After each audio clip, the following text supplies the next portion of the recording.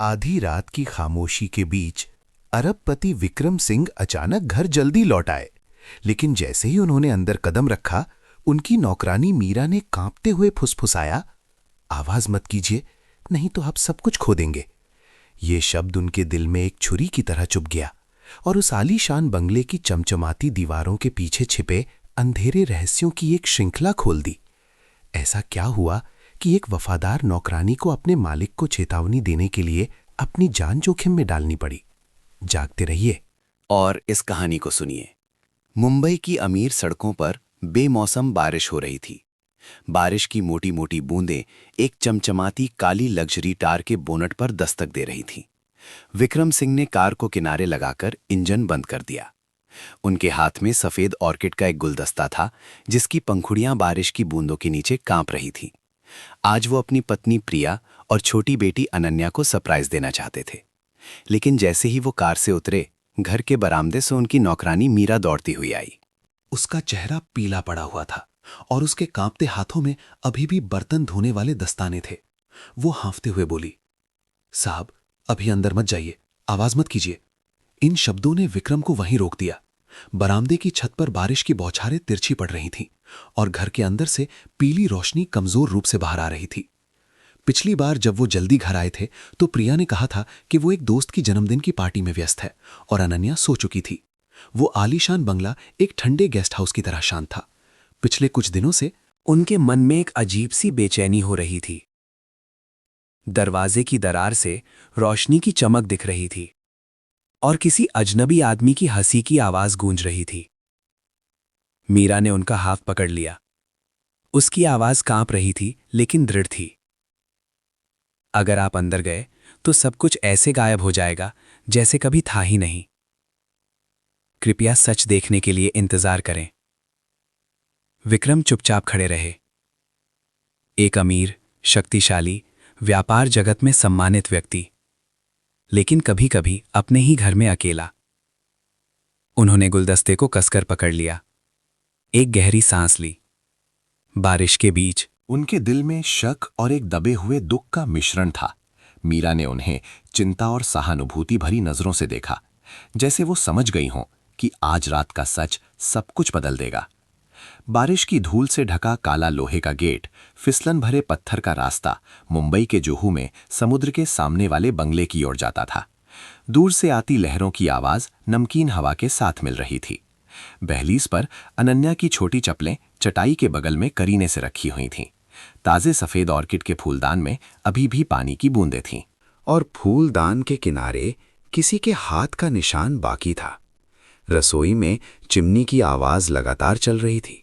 सब कुछ साफ सुथरा, शानदार, लेकिन अजीब तरह से ठंडा था। विक्रम ने भौहें सिकोड़ी और हाथ से फिसले ऑर्किड के गुलदस्ते को उठाने के लिए झुके। मीरा धीरे से पास आई। उसकी आवाज इतनी धीमी थी जैसे उसे डर हो कि हवा भी सुन लेगी। साहब, कृपया अभी अंदर मत जाइए, कुछ मत कहिए। विक्रम ने उसे देखा। उनकी आंखें गहरी हो गईं। घर में क्या हो रहा है? मीरा ने बस सिर हिलाकर अपनी आंखें नीची कर लीं। आप यहां छिप जाइए।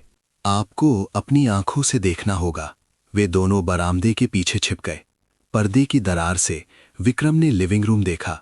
मेज पर रेड वाइन के गिलास रखे थे। एक अजनबी आदमी का कोट कुर्सी पर लापरवाही से लटका हुआ था और प्रिया की आवाज धीमी लेकिन तीखी सुनाई दी, चिंता मत करो, आज रात कोई घर नहीं आएगा।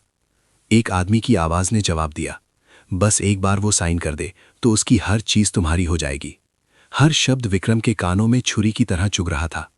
मीरा ने सिर झुकाकर बहुत धीरे से कहा, उसकी आंखें गेट की ओर देख रही थीं। जब से आप बिजनेस ट्रिप पर गए हैं, घर पहले जैसा नहीं रहा।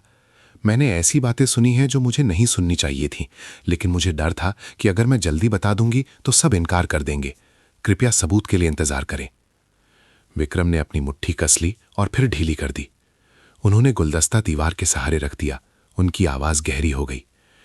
ठीक है, तुम मेरे पीछे रहो। अगर कुछ भी गलत हो तो जाकर गेट पर तिवारी जी को बुला लेना। मीरा ने सिर हिलाया। उसके होंठ कसकर भिंचे हुए थे। घर के अंदर गिलासों के टकराने की आवाज धीमी हो गई और हंसी बंद हो गई। विक्रम ने देखा कि हॉलवे का कैमरा घूमा हुआ है। मीरा ने धीरे से कहा, मैंने कुछ दिनों से इसे घूमा हुआ देखा है, लेकिन मुझे इसे ठीक करने की हिम्मत नहीं हुई। उन्होंने धीरे से सिर हिलाया। हर चीज का एक कारण होता है, उन्होंने फुसफुसाते हुए कहा। अब से हर शब्द की कीमत होगी, जल्दबाजी नहीं। मीरा ने हाँ में सिर हिलाया। उसके हाथ कांप रहे थे। बाहर समुद्र की लहरों की आवाज गूंज रही थी। धीरे धीरे विक्रम ने खुद को समझाते हुए कहा, घर ऐसी जगह नहीं होनी चाहिए जहां इंसान को डर लगे। मीरा ने जवाब दिया। उसकी आवाज कांप रही थी, लेकिन मजबूत थी। सीधे इंसान को किसी बात का डर नहीं होता साहब।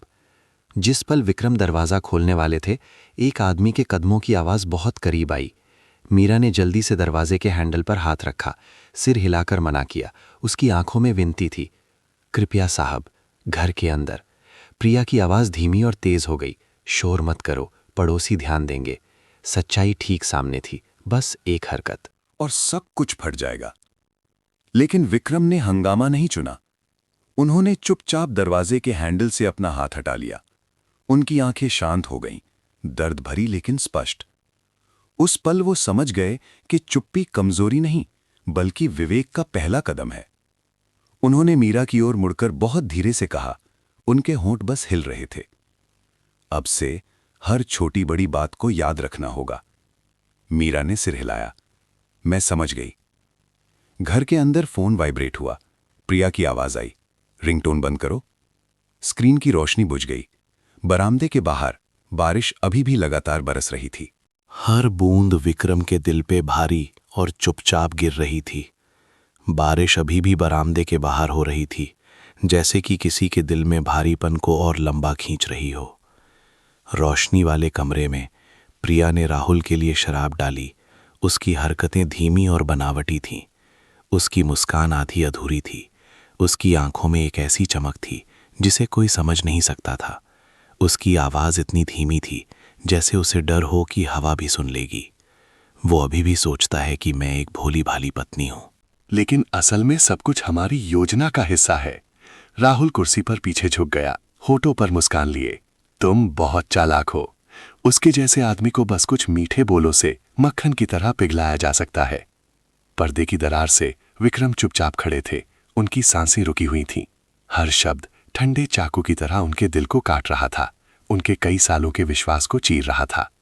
दरवाजे के बाहर उनके द्वारा रखा गया सफेद ऑर्किड का गुलदस्ता अभी भी वहीं था।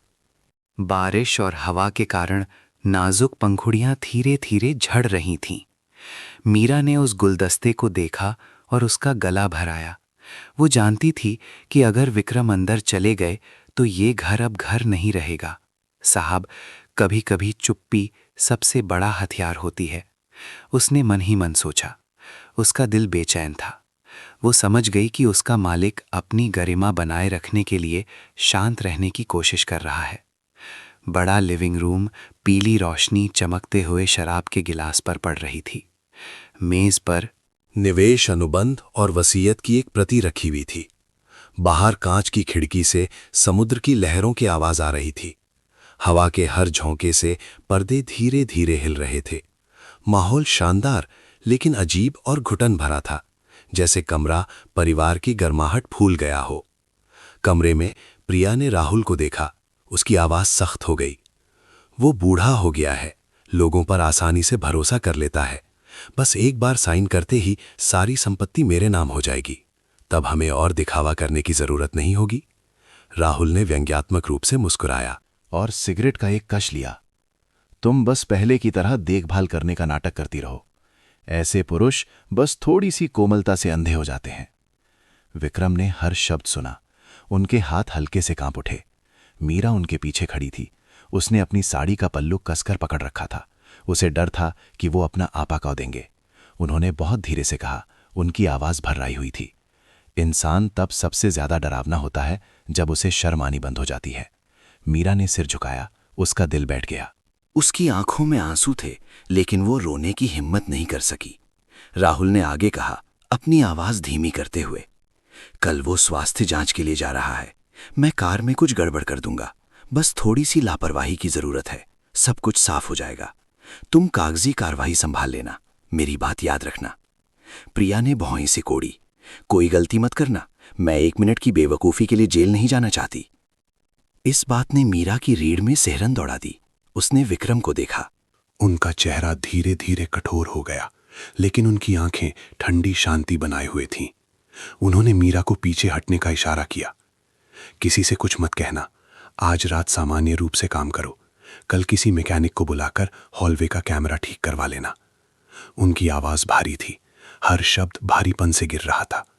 मीरा ने धीरे से सिर हिलाया। जी, लेकिन आपको अपना ख्याल रखना होगा। सीधे पेड़ को कटने का डर नहीं होता साहब। उन्होंने उसे देखा। उनके होठों पर एक फीकी मुस्कान आई, जो दुखद और दृढ़ दोनों थी। गेट के बाहर कार स्टार्ट होने की आवाज आई। राहुल चला गया, प्रिया को अकेला छोड़कर। उसने अपना फोन खोला। उसकी उंगलियां तेजी से मैसेज टाइप करने लगीं। सब कुछ हो गया, कल निर्णायक दिन है। स्क्रीन जली और फिर बुझ गई। प्रिया ने राहत की सांस ली और शराब डाली, ये सोचकर कि आज रात सुरक्षित है। दरवाजा धीरे से खुला, कदमों की आवाज गूंजी। विक्रम अंदर आए। उनकी शर्ट अभी भी बारिश से गीली थी। प्रिया चौंक गई। गिलास लगभग गिर ही गया था। उसने जल्दी से एक बनावटी मुस्कान बिखेरी। आप इतनी जल्दी घर आ गए? मैं बस। विक्रम ने जवाब नहीं दिया। उन्होंने बस भीगा हुआ ऑर्किड का गुलदस्ता मेज पर रख दिया। उनकी आवाज शांत लेकिन ठंडी थी। ये फूल मैं तुम्हारे लिए लाया था, लेकिन बारिश ने इन्हें खराब कर दिया। ये साधारण सी बात प्रिया को स्तब्ध कर गई। उसका दिल तेजी से धड़कने लगा। खामोशी छा गई। कुछ सेकंड के लिए सब कुछ रुक सा गया। विक्रम की नजरें उसे शांति से लेकिन तीखेपन से देख रही थीं। प्रिया ने गला साफ किया। स्वाभाविक दिखने की कोशिश करते हुए, क्या आपने कुछ सुना? मैंने इतना सुन लिया है कि समझ सकूं। उन्होंने धीरे धीरे कहा कि लोग तभी धोखा देते हैं जब उनका लालच इंसानियत से बड़ा हो जाता है। आप गलत समझ रहे हैं, प्रिया ने जल्दी से कहा। उसकी आवाज कांप रही थी। विक्रम ने जवाब नहीं दिया। वो बस चुपचाप उसे देखते रहे। उनकी आंखें उस ठंडे मुखौटे को भेद रही थीं जिसे वो अभी भी पहने हुए थीं। प्रिया ने नजरें चुराते हुए सिर झुका लिया। उसके होंठ कस गए। बरामदे के बाहर मीरा छिपी खड़ी थी। उसका दिल जोर जोर से धड़क रहा था। वो समझ गई कि साहब हंगामा नहीं करना चाहते। ये इस घर की थोड़ी सी इज्जत बचाने का एकमात्र तरीका था, कम से कम आज रात के लिए। प्रिया मुड़ी और जल्दी से सीढ़ियों पर चढ़ गई, अपनी पीठ पर जलती हुई नजरों से बचते हुए। जब उसकी एड़ी की आवाज दूर हो गई, तब मीरा पास आई और धीरे से बोली, अब हम क्या करें साहब? विक्रम ने बाहर आसमान की ओर देखा। बारिश अभी भी नहीं रुकी थी। कहीं दूर समुद्र में बिजली कड़क रही थी। चुप रहो, लेकिन हर बात याद रखो। कल कोई और दिखावा नहीं कर पाएगा। मीरा ने सिर हिलाया। उसकी आंखें लाल थीं। रोशनी वाले कमरे में दो लोगों की परछाइयां ठंडी टाइलों पर पड़ रही थीं, एक स्थिर, एक कांपती हुई। दोनों सच्चाई के सवेरे का इंतजार कर रहे थे।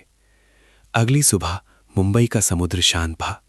सुबह की धूप पर्दे से छनकर आ रही थी और पिछली रात की बारिश से फर्श पर पानी के धब्बे चमक रहे थे। प्रिया जल्दी उठी। उसने एक सफेद रेशमी ड्रेस पहनी, बाल करीने से बांधे और इतनी प्यार से मुस्कुराई जैसे कल रात कुछ हुआ ही ना हो। कॉफी की महक पूरे डाइनिंग रूम में फैल गई। विक्रम मेज के सिरे पर बैठे गए, शांति से अपना फोन देख रहे थे। स्क्रीन की रोशनी उनके चेहरे पर पड़ रही थी, जिसमें मीरा द्वारा कैमरे से रिकवर किया गया वीडियो चल रहा था। प्रिया और राहुल की तस्वीरें साफ थीं। हर स्पर्श, हर शब्द को नकारा नहीं जा सकता था। विक्रम के दिमाग में पिछली रात प्रिया की आवाज अभी भी गूंज रही थी। आप इतनी जल्दी घर आ गए? हर शब्द एक छोटे चाकू की तरह उनके दिल में चुभ रहा था। मीरा ने कहे अनुसार हॉलवे कैमरे का एंगल ठीक कर दिया था और एक पुराने लैपटॉप में अस्थायी रूप से सेव की गई हार्ड ड्राइव ढूंढ ली थी, जिसे सब खराब समझते थे। जब उसने वो वीडियो उन्हें दिया तो उसने बस इतना कहा, शायद भगवान भी चाहते थे कि आप पूरी सच्चाई देखें। ये बात उन्हें हमेशा याद रहेगी। उस सुबह डाइनिंग रूम रोशनी से भरा था, लेकिन किसी को भी गर्मी महसूस नहीं हो रही थी। प्रिया अभी भी मुस्कुरा रही थी, अपने पति के लिए खाना परोस रही थी। उसकी आवाज हमेशा की तरह मीठी थी। आप कम खाइए, अपनी सेहत का ख्याल रखिए। आप इन दिनों बहुत ज्यादा काम कर रहे हैं। विक्रम ने चम्मच नीचे रखा और धीरे से लेकिन पर्याप्त ठंडक से जवाब दिया, मैं तुम्हारी सोच से ज्यादा स्वस्थ हूं। ये छोटा सा वाक्य, जिसे बाहर बरामदे में कांच साफ कर रही मीरा ने सुना, उसे कंपा गया। वो साहब के छिपे हुए अर्थ को समझ गई। ये एक ऐसी चेतावनी थी जिसके लिए ऊंची आवाज की जरूरत नहीं थी। प्रिया उठी, खिड़की की ओर बढ़ी, जैसे समुद्र को देख रही हो। जब वो मुड़ी तो विक्रम की नजरें अभी भी शांत थीं, लेकिन अंदर तूफान मचा हुआ था। जब प्रिया मेज से हटी तो मीरा अंदर आई और धीरे से बोली, साहब, मुझे ये मिला है। उसने एक छोटी सी यूएसबी दी। विक्रम ने उसे अपने फोन में लगाया, वीडियो चला और राहुल की आवाज गूंजी, बस एक बार वो साइन कर दे तो उसकी हर चीज तुम्हारी हो जाएगी। माहौल घुटन भरा हो गया। विक्रम चुपचाप बैठे रहे। उनकी मुट्ठी कस गई, लेकिन आवाज स्थिर रही। कुछ लोग पैसे से गरीब नहीं होते, लेकिन चरित्र से गरीब होते हैं। इंसान का सबसे बड़ा नुकसान उसकी दयालुता का खो जाना है। अचानक प्रिया का फोन बजा। स्क्रीन पर राहुल नाम चमका। मीरा ने जल्दी से देखा। उसका दिल तेजी से धड़कने लगा। प्रिया ने जल्दी से फोन उठाया और बालकनी में चली गई, आवाज धीमी करते हुए, इस समय फोन मत करो, वो यहीं है। राहुल की आवाज स्पीकर से आई, चिंता मत करो, योजना अभी भी समय पर है। मीरा ने उन्हें देखा। उसके मन में गुस्सा उबल रहा था। उसे साहब के लिए दुख हुआ, लेकिन उसने खुद को रोक लिया। इस समय कुछ भी कहने से सब कुछ बिखर जाएगा। जब प्रिया बाहर गई तो विक्रम ने अपने निजी वकील को फोन किया। उनकी आवाज गहरी और निर्णायक थी। आज दोपहर मेरे ऑफिस में मिलो, किसी को पता न चले। फोन बंद करके उन्होंने मीरा को निर्देश दिया, ये बात किसी को मत बताना, गार्ड को भी नहीं। जिंदगी में कभी कभी जल्दी बोलने से हम ही गलत साबित हो जाते हैं। मीरा ने सिर झुकाया। उसका गला भर आया। मैं समझती हूं साहब, सच्चे इंसान को डर नहीं लगता, बस लोगों के दिलों से डर लगता है। उसी समय अनन्या नीचे आई। उसके बाल बिखरे हुए थे। वो मासूमियत से मुस्कुराई। माँ, क्या पापा आज काम पे नहीं जा रहे हैं? प्रिया मुड़ी। उसकी मुस्कान थोड़ी बनावटी थी। आज माँ चाहती थी कि हम सब साथ में नाश्ता करें। विक्रम ने अपनी छोटी बेटी को देखा। उनकी आंखें नरम हो गई। अनन्या ने मीरा का हाथ खींचा और धीरे से कहा, मीरा दीदी, कल रात मैंने राहुल अंकल को घर में देखा था। माँ ने कहा कि वो बिजली ठीक कर रहे थे। लेकिन मैंने उन्हें मां को गले लगाते देखा। मीरा स्तब्ध रह गई। उसका दिल जैसे धड़कना बंद कर दिया हो। उसने झुककर बच्ची के सिर पर हाथ फेरा। तुम अच्छी बच्ची हो, ये बात किसी से मत कहना, इसे बड़ों पर छोड़ दो। जब प्रिया बच्ची को बगीचे में ले गई तो मीरा विक्रम के पास आई और धीरे से बोली, बच्ची ने देख लिया है, अब आप क्या करेंगे? विक्रम ने समुद्र की ओर देखा। उनकी आंखें इतनी गहरी थीं जैसे उनमें पूरा आसमान का दुख समाया हो। और भी जल्दबाजी नहीं करनी चाहिए। अगर अभी सच बताया तो वे साफ इनकार कर देंगे। याद रखना, दुनिया में कर्म का नियम है, बुरे का अंत बुरा होता है, देर सवेर। मीरा चुप रही। साहब के शब्द नमक की तरह चुभ रहे थे। शाम को जब प्रिया घर लौटी तो उसने देखा कि मेज पर लैपटॉप खुला हुआ है। वो तेजी से बढ़ी। उसका दिल तेजी से धड़क रहा था। आप क्या देख रहे हैं? विक्रम ने सिर उठाया। उनकी आंखें शांत थीं। मैं पुराने कैमरे का फुटेज देख रहा हूं। ये एंगल वाकई खूबसूरत है। प्रिया का चेहरा पीला पड़ गया। वो हकलाने लगी। आप कैसी अजीब बातें कर रहे हैं? विक्रम ने जवाब नहीं दिया, बस चाय का कप नीचे रख दिया। दूर से मीरा ने देखा कि प्रिया के हाथ कांप रहे हैं। उसके हाथ से चम्मच गिरकर सूखी आवाज के साथ फर्श पर बिखर गया। खामोशी इतनी घुटन भरी थी कि प्रिया के दिल में डर पनपने लगा। उसे अपने पति की आंखों से डर लग रहा था, उस जानलेवा खामोशी से। रात हो गई।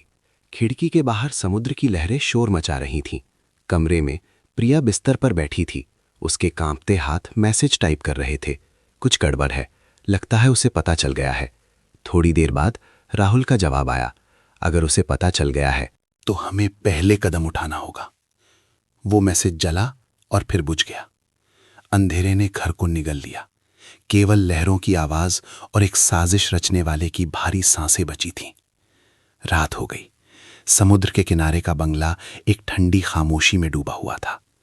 नारियल के पेड़ों से गुजरती हवा अपने साथ नमी और नमक की महक ला रही थी। दूसरी मंजिल के कमरे में प्रिया ड्रेसिंग टेबल के सामने बैठी थी। आईने में उसका चेहरा सुंदर और ठंडा दोनों दिख रहा था। मेज पर एक छोटी सी डायरी खुली पड़ी थी, जिसमें टेढ़े मेढ़े अक्षरों में लिखा था, अगर उसे पता चल जाए तो हमें पहले ही कुछ करना होगा। उसके नीचे राहुल का फोन नंबर था, जिसके साथ लिखा था, नींद की गोलियां पहला चरण। उसने डायरी बंद कर दी। उसकी उंगलियां हल्की कांप रही थीं, लेकिन उसकी आंखें चाकू की तरह तेज थीं। उस नाटकीय सुबह के बाद से प्रिया जानती थी कि विक्रम को शक हो गया है। उसके पति की शांत नजरें उसे डरा रही थीं। उसे पिछली रात राहुल के साथ हुई बातचीत याद आई। अगर पकड़े गए तो वो किसी को जिंदा नहीं छोड़ेगा। अब वे शब्द उसके दिमाग में एक निशान की तरह बन गए थे।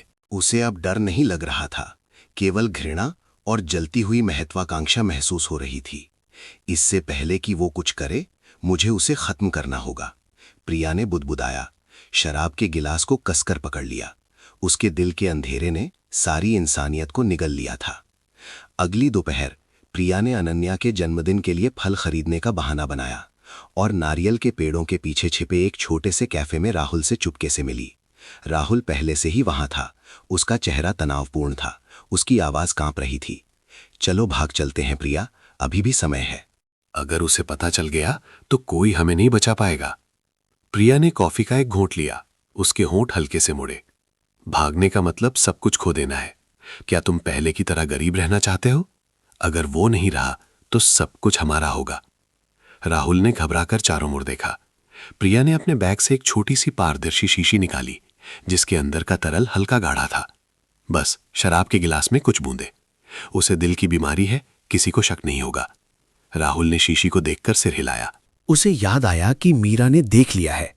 प्रिया ने ठंडी आवाज में कहा, तो वो भी गायब हो जाएगी।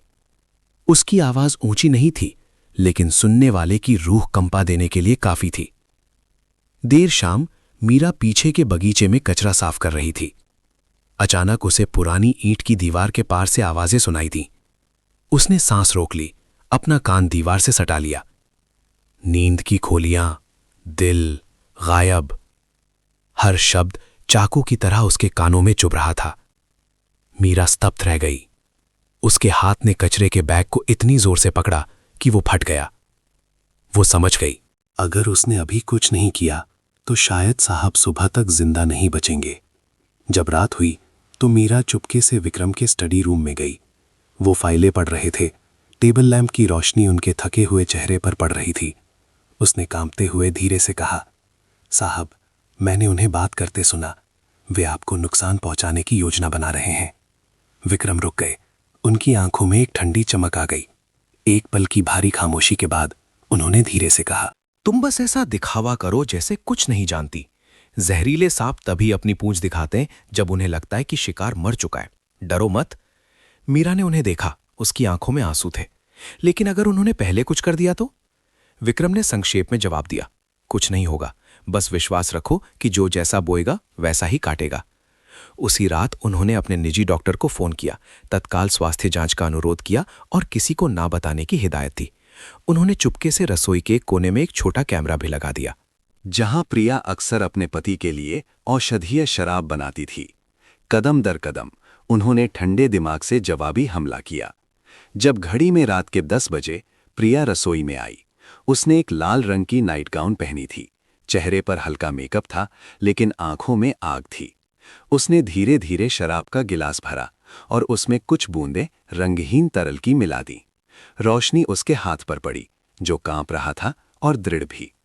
ऊपर आ जाइए, मैंने सोने में मदद के लिए शराब बनाई है। उसने ऊपर पुकारा। उसकी आवाज डरावनी हद तक मीठी थी। विक्रम नीचे आए। उनके चेहरे पर हवा के झोंके जैसी हल्की मुस्कान थी। इतने लंबे समय बाद तुमने मेरी इतनी परवाह की है। इसे पी लो ताकि तुम्हें अच्छी नींद आए। उसने जवाब दिया, धीरे से गिलास उनकी ओर धकेलते हुए। उन्होंने गिलास उठाया और अपने होठों तक ले गए। उनकी आंखें अभी भी अपनी पत्नी के चेहरे पर थीं। एक पल बाद उन्होंने उसे नीचे रख दिया और हल्के से मुस्कुराए। मैं अच्छी शराब का स्वाद खराब नहीं करना चाहता, इसे यहीं रहने दो, मैं बाद में पी लूंगा। जब प्रिया मुड़ी तो उन्होंने गिलास की शराब दरवाजे के पास के पौधे के गमले में डाल दी। कुछ ही मिनटों के बाद पत्तियां मुड़ने लगीं और पौधे का तना मुरझाकर गिर गया। उन्होंने उस दृश्य को देखा। उनके चेहरे का रंग नहीं बदला, बस एक गहरी सांस ली। तो ये सच था। मीरा पास में ही खिड़की साफ कर रही थी। उसने सब कुछ देखा। उसने फुसफुसाया, शायद भगवान ने उसे खुद ही अपनी कब्र खोदने दिया है। ठीक उसी समय प्रिया मुड़ी और उसकी नजर मीरा से मिली। उस पल दोनों चौंक गए। प्रिया की आंखों में शक की चमक थी, जबकि मीरा इतनी घबरा गई थी कि उसने हाथ से पोंछने वाला कपड़ा गिरा दिया। देर रात प्रिया बिस्तर पर बैठी थी। उसका चेहरा बर्फ की तरह ठंडा था। उसके हाथ तेजी से राहुल को मैसेज कर रहे थे। उस नौकरानी को शायद कुछ पता चल गया है। जवाब तुरंत आया, तो उसे मैं संभाल लूंगा। बाहर मीरा खिड़की के पास छिपी हुई थी और समुद्र की लहरों की आवाज सुन रही थी। उसका दिल भारी था। वो जानती थी कि अब से वो इस मामले में बाहरी व्यक्ति नहीं रही। सुबह की धूप नारियल के पेड़ों से छनकर आ रही थी। समुद्री हवा अभी भी ठंडक लिए हुए थी। मीरा आंगन में झाड़ू लगा रही थी कि अचानक रुक गई। एक काले रंग की टोपी पहने एक आदमी गेट के बाहर खड़ा था। उसकी आंखें घर के अंदर गहराई से देख रही थीं। उसकी रीढ़ में सिहरन दौड़ गई और उसने गला साफ किया। जब उस आदमी ने सिर उठाया तो मीरा ने पहचान लिया कि वो राहुल ही है, वही आदमी जिसे उसने कल रात प्रिया मैडम के साथ देखा था। वो चुपचाप खड़ा रहा और फिर धीरे धीरे अपनी बाइक स्टार्ट करके चला गया। अपने पीछे धूल का एक गुबार और उसके दिल में एक घुटन भरा डर छोड़ गया। पिछली रात विक्रम साहब की चेतावनी उसके दिमाग में गूंज रही थी। जल्दबाजी में कोई कदम मत उठाना, पहले अपनी सुरक्षा सुनिश्चित करना। लेकिन मीरा को वो मैसेज भी अच्छी तरह याद था जो उसने पढ़ा था। उस नौकरानी को शायद कुछ पता चल गया है, उसे मैं संभाल लूंगा। अब वो समझ गई थी कि यहां संभालने का क्या मतलब है। उसके मन में चिंता की लहर दौड़ गई। अगर वो बहुत देर तक चुप रही तो शायद वो खुद समुद्र में फेंकी गई लाश बन जाएगी। उसने धीरे से खुद से कहा, जिंदगी में कभी कभी चुप्पी ही सबसे तेज मौत का तरीका होती है। आज बंगला अजीब तरह से शांत था। विक्रम साहब स्टडी रूम में बैठे थे, अखबार पढ़ने का नाटक कर रहे थे, लेकिन असल में हर आवाज पर कान लगाए हुए थे। प्रिया अभी भी शांत दिखने की कोशिश कर रही थी। उसने एक फिरोजी रंग की ड्रेस पहनी थी, खाना बना रही थी और मीरा को मदद के लिए बुलाया। उसकी आवाज रेशम की तरह नरम थी। क्या तुम यहां काम करके सहज महसूस करती हो? मैं तुम्हें परिवार का सदस्य मानती हूं। मीरा ने सिर झुकाया। उसकी आवाज धीमी थी। जी, मैं बस यही चाहती हूं कि सब शांति से रहे। दोनों की आंखें मिली, एक शक से भरी, दूसरी डर छिपाए हुए। प्रिया के दिल में वो मुस्कान एक कांटे की तरह चुभी और मीरा को वो बनावटीपन इतना असहनीय लगा। दोपहर में जब वो कपड़े सुखाने के लिए आंगन में गई तो मीरा ने अचानक बगीचे के पीछे किसी की परछाई देखी। वो धीरे से दीवार के पीछे छिप गई। उसका दिल तेजी से धड़क रहा था। राहुल झुका हुआ था और पेड़ के नीचे कुछ दफना रहा था। जब वो चला गया तो मीरा कांपते हुए पास गई। वो एक छोटा सा प्लास्टिक का बैग था जिसके अंदर एक कागज का टुकड़ा था जिस पर जल्दबाजी में लिखा था, आज रात 9 बजे। उसने कागज को कसकर पकड़ लिया। उसके माथे पर ठंडा पसीना आ गया। देर शाम प्रिया ने फिर से एक शानदार डिनर बनाया। Steak, red wine, seafood soup, सब कुछ असामान्य था। वो मीरा से हंस बोल रही थी, यहां तक कि उसके लिए खाना भी परोस रही थी। खाओ, तुम बहुत दुबली हो गई हो। मीरा बस फीकी हंसी हंसी। जी, मैं बाद में खा लूंगी। प्रिया की आंखों में एक जांच की चमक कौन थी। वो ये देखने की कोशिश कर रही थी कि क्या मीरा डर रही है, क्या उसे कुछ पता है। लेकिन मीरा ने सब कुछ छिपा लिया था। उसकी मुस्कान अब एक मुखौटा बन गई थी। जब घड़ी में रात के 9 बजे प्रिया पीछे के बगीचे में गई, मीरा चुपचाप रसोई की खिड़की से देख रही थी। धुंधली चांदनी में राहुल पहले से ही इंतजार कर रहा था। उसने धीरे से कहा, उस लड़की को सब पता है, मैं उसे डराकर चुप करा दूंगा। प्रिया ने ठंडक से जवाब दिया, साहब को शक न होने देना, काम सफाई से करना। मैं नहीं चाहती कि कोई भी इस बारे में दोबारा बात करे। उसके हर शब्द भारी पत्थर की तरह गिरे। दूसरी मंजिल की बालकनी पर विक्रम साहब दूरबीन से देख रहे थे। उन्होंने रिकॉर्डिंग चालू की। उनकी आंखें एक डरावनी शांति से चमक उठीं। वो समझ गए, ये वो समय था जब शिकार खुद जाल में फंसता है। रात गहरी हो गई। मीरा रसोई साफ कर रही थी। उसने गलती से प्रिया का फोन मेज पर पड़ा देखा। स्क्रीन जली हुई थी। एक नया मैसेज आया था, अगर जल्दी नहीं निपटाया तो खतरा हम दोनों पर आएगा। मीरा को लगा जैसे उसका दिल बैठ गया है। वो जानती थी कि जिसे निपटाया जाना है वो वही है। वो सीधे विक्रम साहब के स्टडी रूम में भागी।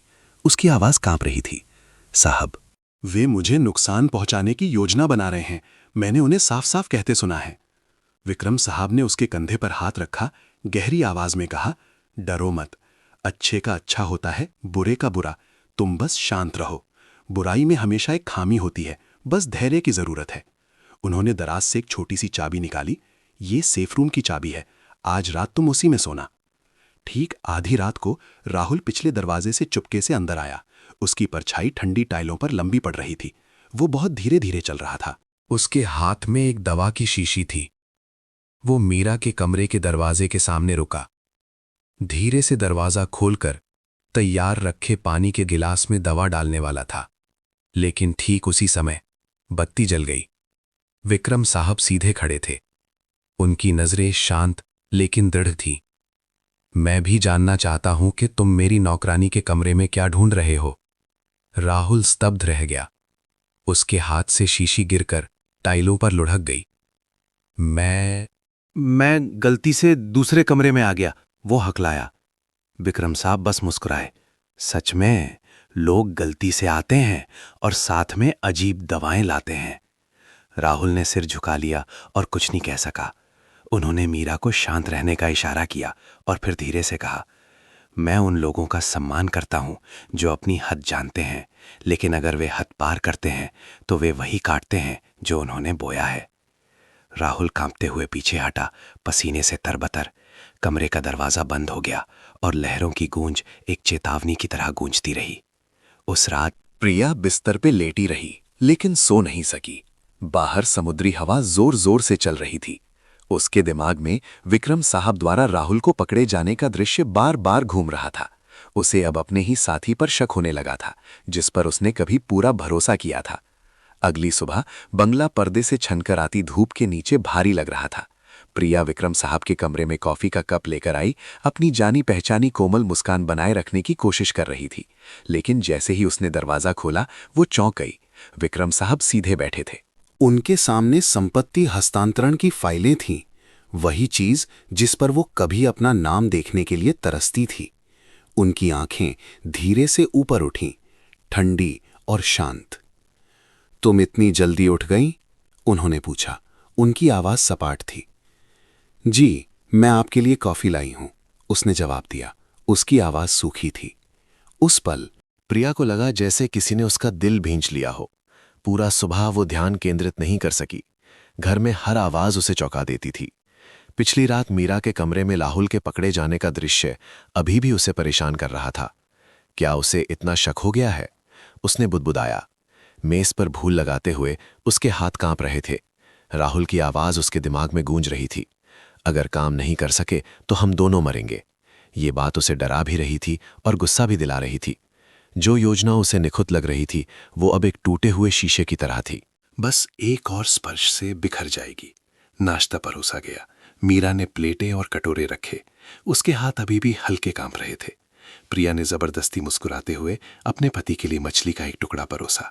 आप खाइए, आज मौसम अच्छा है, चलो समुद्र के किनारे चलते हैं। विक्रम साहब ने एक घूंट लिया। उनकी आवाज शांत थी। तुम आजकल बहुत पीली लग रही हो, क्या कोई चिंता है? मुझे बस नींद नहीं आ रही। उन्होंने चॉपस्टिक नीचे रखी और फीकी मुस्कान दी। जिसका मन शांत नहीं होता वो कैसे सो सकता है? डाइनिंग टेबल पर माहौल जम सा गया। मीरा ने सिर झुकाकर अपने सीने में धड़कते दिल की हर धड़कन को सुना। नाश्ते के बाद विक्रम साहब ने प्रिया को स्टडी रूम में बुलाया। कमरा हल्की रोशनी और चंदन की महक से भरा था। उन्होंने मेज पर रखी फाइलों के ढेर की ओर इशारा किया।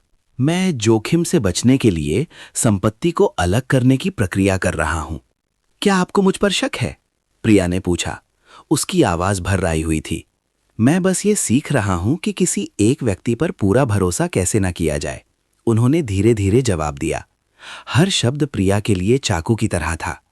उसने खुद को रोकने की कोशिश की, लेकिन उनकी सीधी, ठंडी और गहरी नजरों के सामने वो कमजोर पड़ गई। पास में ही कमरा साफ कर रही मीरा ने यह सुना। उसका दिल बैठ गया।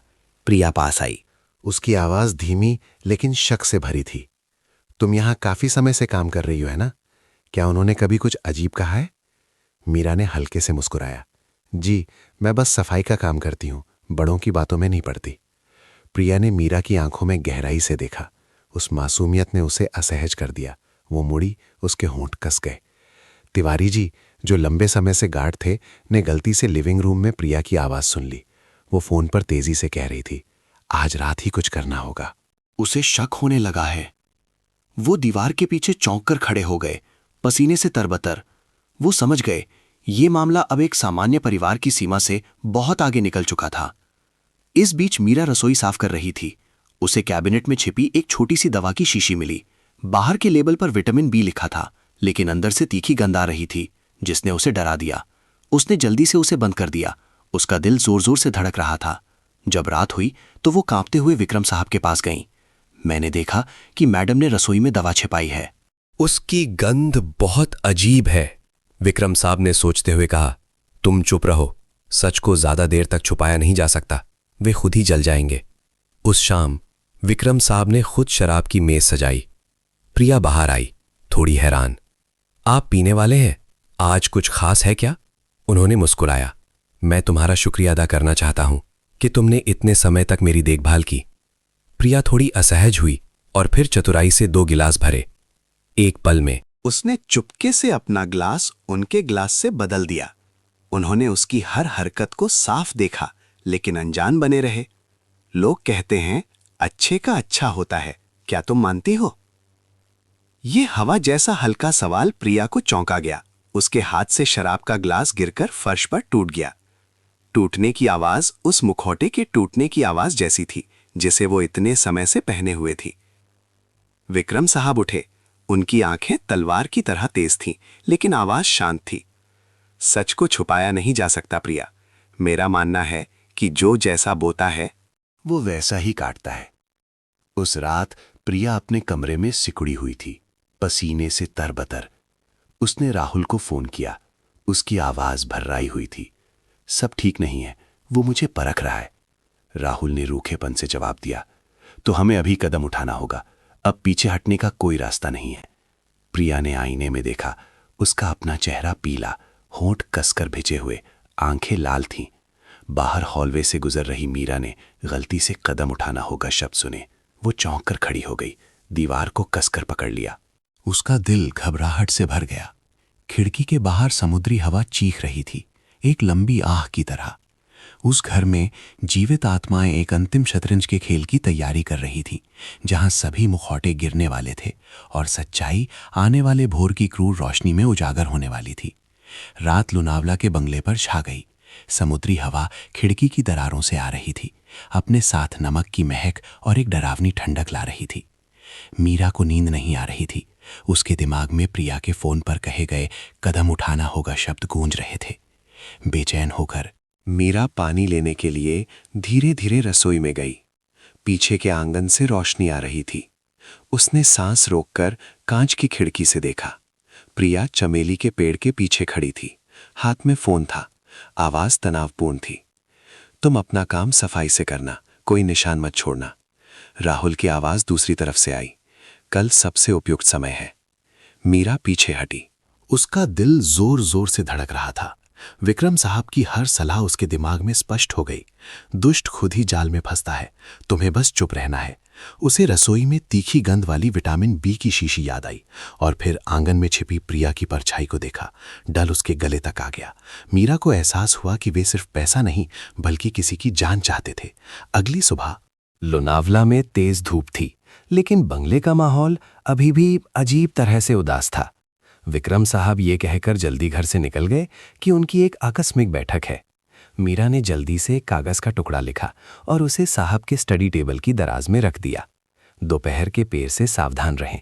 वो बस यही उम्मीद कर रही थी कि वो इसे समय पर पढ़ लेंगे। दोपहर में प्रिया एक बनावटी ताजगी के साथ प्रकट हुई। उसने एक शुद्ध सफ़ेद पोशाक पहनी थी और अपने पति के कमरे में जिनसेंग की ट्रे लेकर आई। आप पूरे दिन काम करते हैं, अपनी ताकत वापस पाने के लिए थोड़ा जिनसेंग पीछिए।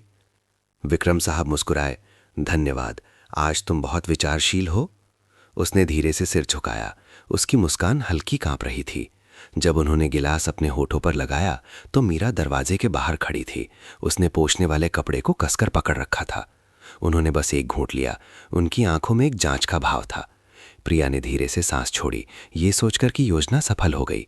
लेकिन अचानक उसके बैग में फोन बजा। वो चौंक गई और जिनसेंग का गिलास फर्श पर गिरा लिया। पीला तरल एक खुले घाव की तरह फैल गया। राहुल की आवाज फोन से आई, सब गड़बड़ हो गया, तिवारी ने कल रात सब कुछ सुन लिया, उसके पास रिकॉर्डिंग है। प्रिया का चेहरा पीला पड़ गया। उसकी आंखें तेजी से घूमने लगी। विक्रम साहब उठे। उनकी आवाज गहरी और स्थिर थी। तुम्हें किस बात का डर है? नहीं, बस गलती से हाथ लग गया। वो हकलाने लगी। कमरे का दरवाजा खुला। तिवारी जी प्रकट हुए। उनके कांपते हाथ में एक पुराना फोन था। मैं मालिक के घर के मामलों में दखल नहीं देना चाहता, लेकिन इस मामले को स्पष्ट करने की जरूरत है। उनकी आवाज कांप रही थी, लेकिन दृढ़ थी। उन्होंने रिकॉर्डिंग चलाई। प्रिया की आवाज साफ सुनाई थी। कल रात वो मेरे द्वारा तैयार किया गया जिनसिंग का गिलास पिएगा, बस कुछ बूंदे। प्रिया नीचे गिरकर चिल्लाई, इस बूढ़े ने मुझे बर्बाद कर दिया। वो फोन छीनने के लिए दौड़ी, लेकिन मीरा ने उसे रोक लिया।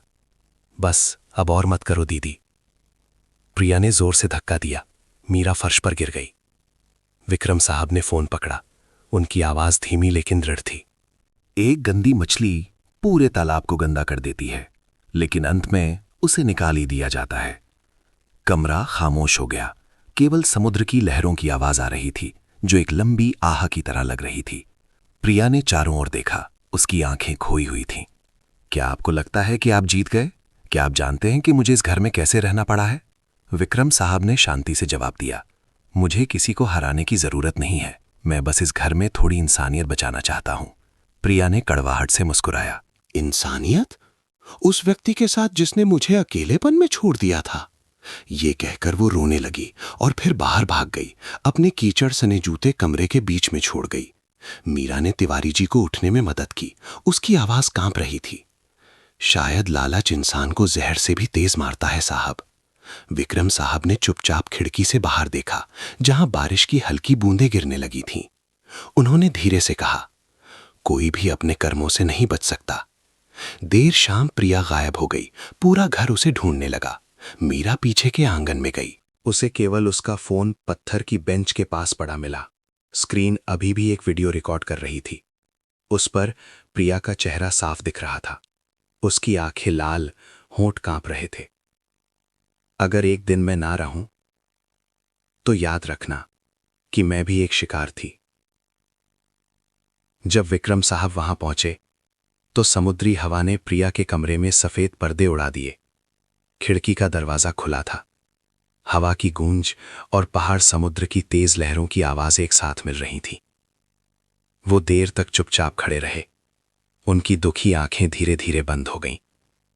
उस रात राहुल अपनी बाइक पर बंगले पर आया। प्रिया को बार बार पुकारता रहा, लेकिन कोई जवाब नहीं मिला। उसके कमरे का दरवाजा आधा खुला था। धुंधली रोशनी बाहर आ रही थी। वो अंदर गया, चारों ओर देखा। उसे केवल अधूरा रिकॉर्ड किया गया फोन मिला। स्क्रीन प्रिया के चेहरे पर रुकी हुई थी। उसकी आंखें खाली थीं, जैसे उसने सारी नफरत छोड़ दी हो। बाहर बारिश तेज हो गई।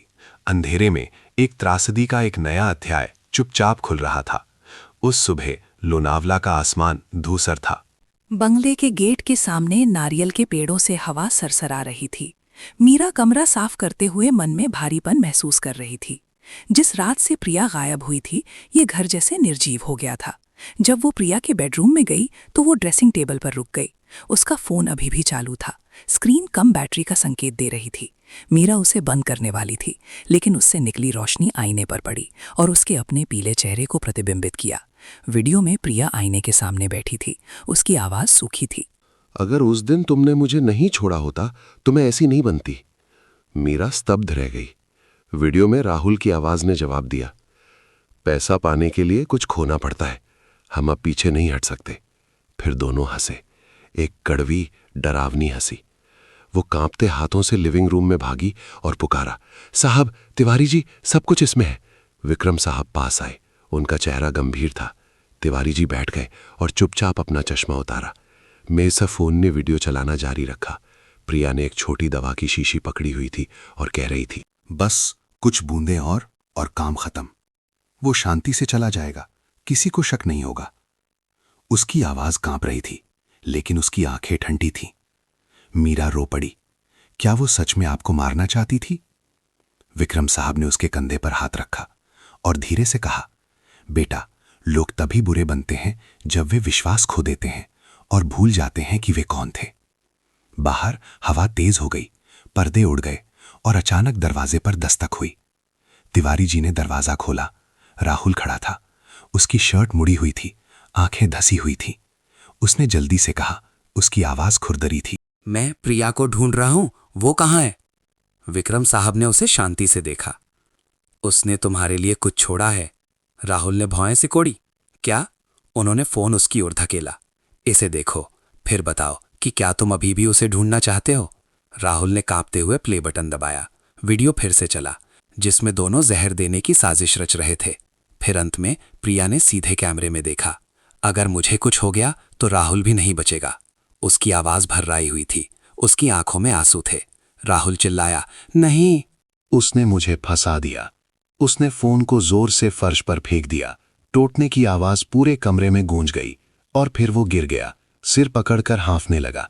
मैं किसी को मारना नहीं चाहता था। मैं बस चाहता था कि वो अपना वादा पूरा करे, मुझे दूर जाने के लिए कुछ पैसे दे। मीरा पास आई। उसकी आवाज दृढ़ थी। अगर तुम सच में पछता रहे हो तो तुम्हें पुलिस के पास जाना चाहिए। जितना भागोगे उतना ही धसोगे। राहुल ने सिर उठाया। उसकी आंखें लाल थीं। तुम नहीं समझोगी, मैं भी एक शिकार हूं। विक्रम साहब ने धीरे धीरे जवाब दिया। तुम जो बोओगे वही काटोगे। दुनिया में हवा बोने वाले तूफान काटते हैं, देर सबेर। राहुल ने उन्हें ऐसे देखा जैसे उसने दिशा खो दी हो। वो उठा और बिना पीछे मुड़े दरवाजे से बाहर चला गया। बाहर बारिश शुरू हो गई। पानी की बूंदें सीढ़ियों पर एक अदृश्य सजा की लय की तरह गिर रही थीं। घर फिर से खामोशी में डूब गया। तिवारी जी ने टूटा हुआ फोन उठाया। आश्चर्यचकित होकर उन्होंने पाया कि मेमोरी में अभी भी एक वीडियो था जो नहीं खोला गया था। मियां ने जल्दी से उसे चलाया। स्क्रीन थोड़ी देर के लिए काली रही और फिर प्रिया की तस्वीर दिखाई दी। उसके बाल बिखरे हुए, चेहरा पीला, आवाज टूटी हुई थी। अगर कोई इसे ढूंढे तो मेरी बेटी से कहना, मां को माफ कर देना, मां गलत थी। तीनों लोग स्तब्ध रह गए। विक्रम साहब कुर्सी पर गिर पड़े, हाथ माथे पर रखे। अनन्या, उसकी क्या गलती है? मां के पापों का बोझ बेटी को नहीं उठाना चाहिए। मीरा ने उन्हें देखा। उसकी आंखों में आंसू थे। शायद आखिरी पल में उसे एहसास हुआ कि पैसा विवेक को नहीं बचा सकता। तिवारी जी ने सिर हिलाया, सोचते हुए। लोग पाप छिपा सकते हैं, लेकिन दिल में डर नहीं छिपा सकते। शाम ढल रही थी। दिन की आखिरी रोशनी खिड़की से आ रही थी। 3 विचारशील चेहरों पर पड़ रही थी। दूर समुद्र की लहरों की आवाज एक लंबी आह की तरह लग रही थी। मीरा ने धीरे से कहा, तो क्या वो सच में चली गई? विक्रम साहब ने जवाब नहीं दिया, बस समुद्र की ओर देखा, जहां काले बादल जमा हो रहे थे। रात में मीरा अपने कमरे में बैठी थी, खिड़की को घूर रही थी। हवा की सरसराहट उसे कंपा रही थी। अचानक दरवाजे पर 3 हल्की दस्तकें हुईं और फिर खामोशी। वो दरवाजा खोलने गई। उसे केवल दरवाजे के नीचे एक पत्र मिला। कागज बारिश से भीगा हुआ था। मीरा ने झुककर उसे उठाया। उसके दिल की धड़कन तेज हो गई जब उसने टेढ़े मेढ़े अक्षरों में पढ़ा, वो अभी भी जिंदा है। उसने बाहर देखा। धुंधली पीली रोशनी में एक आदमी की परछाई गेट के पीछे गायब हो गई। मीरा ने कागज को कसकर पकड़ लिया। उसका पूरा शरीर कांप रहा था। उसके दिल में डर और उम्मीद की मिलीजुली भावनाएं उठी। अगर प्रिया अभी भी जिंदा है तो सब कुछ खत्म नहीं हुआ है और वो अंधेरा शायद वापस आने वाला है। लोनावला में बारिश हो रही थी। बिजली आसमान को चीर रही थी और पूरे बंगले को हिला रही थी। मीरा थकावट के कारण अभी अभी सोई थी कि गेट के बाहर एक कार के तेजी से ब्रेक लगने की आवाज आई। वो चौंक गई। पर्दा हटाकर बाहर देखा। सफेद बारिश के बीच एक औरत चुपचाप खड़ी थी। उसके कपड़े भीगे हुए थे, बाल चेहरे पर चिपके हुए थे। मीरा ने आंखें सिकोड़ी और फिर चौंक गई। प्रिया। वो चेहरा, वो आंखें कहीं भी छिपाई नहीं जा सकती थी। वो कांप रही थी, विश्वास नहीं कर पा रही थी कि जिस औरत को मरा हुआ मान लिया गया था, वो एक भूत की तरह गेट के सामने खड़ी है। एक ठंडी हवा का झोंका आया और पर्दे दीवार से टकराए। मीरा के दिमाग में वीडियो के दृश्य फिर से घूमने लगे। प्रिया की भावनाओं से भरा हुआ आवाज कैमरे के सामने, बेटी अनन्या से माफी मांगना, पश्चाताप से भरी उसकी आंखें। तिवारी जी बाहर आए और उस दृश्य को देखकर धीरे से बोले, अतीत की परछाई कभी कभी वापस आती है, नुकसान पहुंचाने के लिए नहीं बल्कि माफी मांगने के लिए। मीरा ने यह सुना और उसकी रीढ़ में सिहरन दौड़ गई। गेट खुला, प्रिया अंदर आई। उसके नंगे पैर कीचड़ से सने थे। चेहरा पीला था। विक्रम साहब लिविंग रूम में बैठे थे, हाथ में ठंडी चाय का कप था। जब उन्होंने प्रिया को देखा तो उन्होंने बस धीरे से अपनी भौहें उठाईं, एक शब्द भी नहीं कहा। प्रिया घुटनों के बल गिर गई। उसकी आवाज कांप रही थी। मैं जानती हूं कि मैं मरने के लायक हूं, लेकिन एक बात है जो आपको जाननी चाहिए, मैंने ये सब अकेले नहीं किया। माहौल शीशे जैसा भारी हो गया। मीरा घबरा कर उसे उठाने के लिए आगे बढ़ी। दीदी, आप साफ साफ बताइए, अगर आप सच में पछता रही हैं तो सब कुछ बता दीजिए। प्रिया ने मीरा का हाथ कसकर पकड़ लिया। बारिश के पानी और आंसू एक साथ मिल गए। असली मास्टरमाइंड वो व्यक्ति है जिसे आपने कभी अपना छोटा भाई माना था, उसने कहा। उसकी घबराई हुई आंखें विक्रम साहब की ओर देख रही थीं। विक्रम साहब ने धीरे से भौरे से कोड़ी। तुम किसकी बात कर रही हो? अजय की। प्रिया रो पड़ी। सालों पहले आपने उस पर भरोसा करके उसे निवेश अनुबंध पर हस्ताक्षर करने दिया, लेकिन उसने सब कुछ धोखा दिया। मुझे उसकी बात मानने के लिए मजबूर किया गया। उसने मुझे योजना के अनुसार काम करने के लिए कहा, नहीं तो वो आपके खिलाफ धोखाधड़ी के झूठे सबूत जारी कर देगा। बिजली की गड़गड़ाहट हुई। मेज पर चाय का कप कांप उठा। विक्रम साहब उठे, मेज पर जोर से हाथ मारा। वो अजय? मैंने उसे इतने सालों तक पाला, उसे पढ़ाया लिखाया, उसे अपने सगे भाई की तरह माना। गुस्से से उनकी आवाज भर्राई हुई थी। तिवारी जी ने गहरी सांस ली।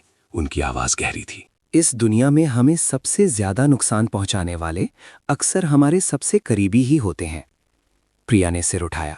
उसकी आंखें लाल थीं। मैं गलत थी। मैं बस अपनी बेटी का भविष्य चाहती थी, लेकिन जितना करती गई उतना ही धंसती गई। अब मैं बस यही चाहती हूं कि अनन्या को अपनी मां पर शर्मिंदा ना होना पड़े। मीरा ने उसका हाथ पकड़ा और धीरे से लेकिन दृढ़ता से कहा, अगर आप सब कुछ बताने की हिम्मत करती हैं तो ये प्रायश्चित का पहला कदम होगा। विक्रम साहब मुड़े। उनकी आवाज गहरी थी। हमारे यहाँ एक कहावत है कि सच को ज्यादा दिन छुपाया नहीं जा सकता। मैं सब कुछ साफ करूंगा, लेकिन प्रिया, तुम्हें यहीं रहना होगा और जिम्मेदारी लेनी होगी।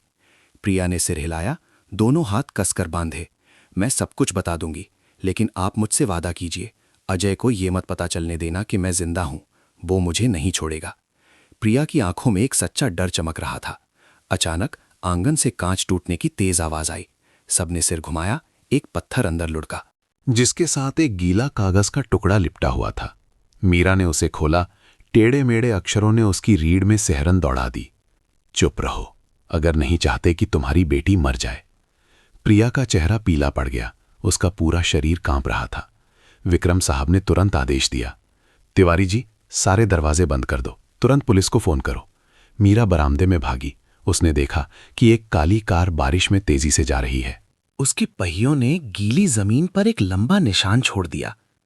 खिड़की की दरार से आती हवा की सीटी एक आत्मा की कराह की तरह लग रही थी, जो आने वाले खतरे का संकेत दे रही थी।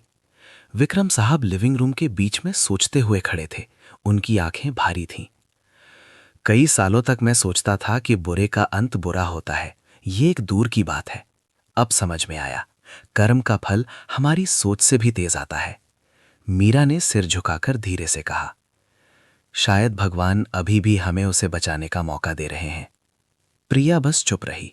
आंसू बहते रहे, लेकिन उसकी आंखें निराशा से भरी थीं। रात हो गई। बारिश अभी भी नहीं रुकी। मीरा खिड़की के पास बैठी थी। बेचैनी का एहसास उसे घेरे हुए था। मेज पर फोन एक अनजान नंबर से वाइब्रेट हुआ। उसने फोन उठाया। एक आदमी की बर्फीली आवाज आई, अनन्या मेरे पास है। अगर तुम चाहती हो कि वो सुरक्षित रहे तो बड़ों के मामले में मत पड़ो। फिर फोन कट गया। मीरा स्तब्ध रह गई। उसका पूरा शरीर सुन्न हो गया। वो बाहर भागी और जोर से चिल्लाई, विक्रम साहब! अनन्या गायब हो गई है। बारिश की आवाज और चीख ने बंगले को जैसे तोड़ दिया। अंधेरे में प्रिया गिर गई। उसके मुंह से हकलाते हुए निकला, उसने सच में ऐसा कर दिया। बाहर बिजली आसमान को चीर रही थी। एक त्रासदी का एक नया अध्याय अभी अभी शुरू हुआ था, और इस बार सच्चाई की कीमत एक मासूम बच्चे की जान हो सकती थी। लोनावला में रात असामान्य रूप से शांत थी। कमरे में केवल धुंधली रात की रोशनी थी। मीरा मेज पर सिकुड़ी बैठी थी। उसके कांपते हाथ फोन पकड़े हुए थे। रिकॉर्डिंग में एक गहरी आवाज गूंज रही थी, अगर तुम चाहते हो कि बच्ची सुरक्षित रहे तो चुप रहो। हर शब्द उसके दिल में चाकू की तरह चुभ रहा था। उसके माथे पर ठंडा पसीना आ रहा था। उसका दिल तेजी से धड़क रहा था। खिड़की के बाहर बारिश की बूंदें टपक रही थीं। हवा के तेज झोंके पर्दे को धीरे धीरे हिला रहे थे। उसे साफ महसूस हो रहा था कि कोई उन पर नजर रख रहा है, हर सांस, हर छोटी सी हरकत पर। मीरा के दिमाग में प्रिया की पहले की बात गूंज रही थी, अजय को ये मत पता चलने देना कि मैं जिंदा हूं, और तिवारी जी की चेतावनी। दुष्ट को अंधेरे से डर नहीं लगता, सिर्फ रोशनी से डर लगता है। उसने एक गहरी सांस ली, खुद को शांत रहने के लिए मजबूर किया। चूंकि वो खतरे में थी, वो डर को अपने विवेक पर हावी नहीं होने दे सकती थी। पहली बार मीरा को लगा कि वो अब पहले जैसी डरपोक नौकरानी नहीं रही। अब वो जीवन और मृत्यु की सीमा पर खड़ी थी और केवल साहस ही उस बच्चे को बचा सकता था।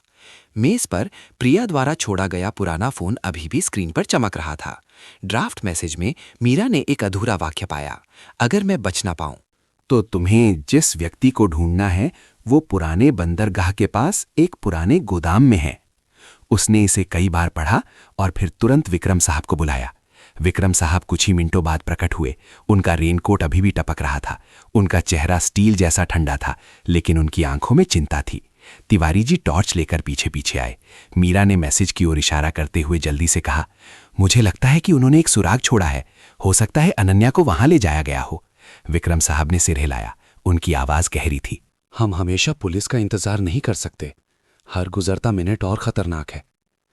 प्रिया जो कुर्सी पर बैठी थी धीरे से उठी। उसकी आवाज खुरदरी थी। मुझे साथ ले चलिए, वो मेरा खून है। विक्रम साहब ने उसे बहुत देर तक देखा और फिर धीरे धीरे सिर हिला दिया। कार भारी बारिश के बीच बंगले से निकली।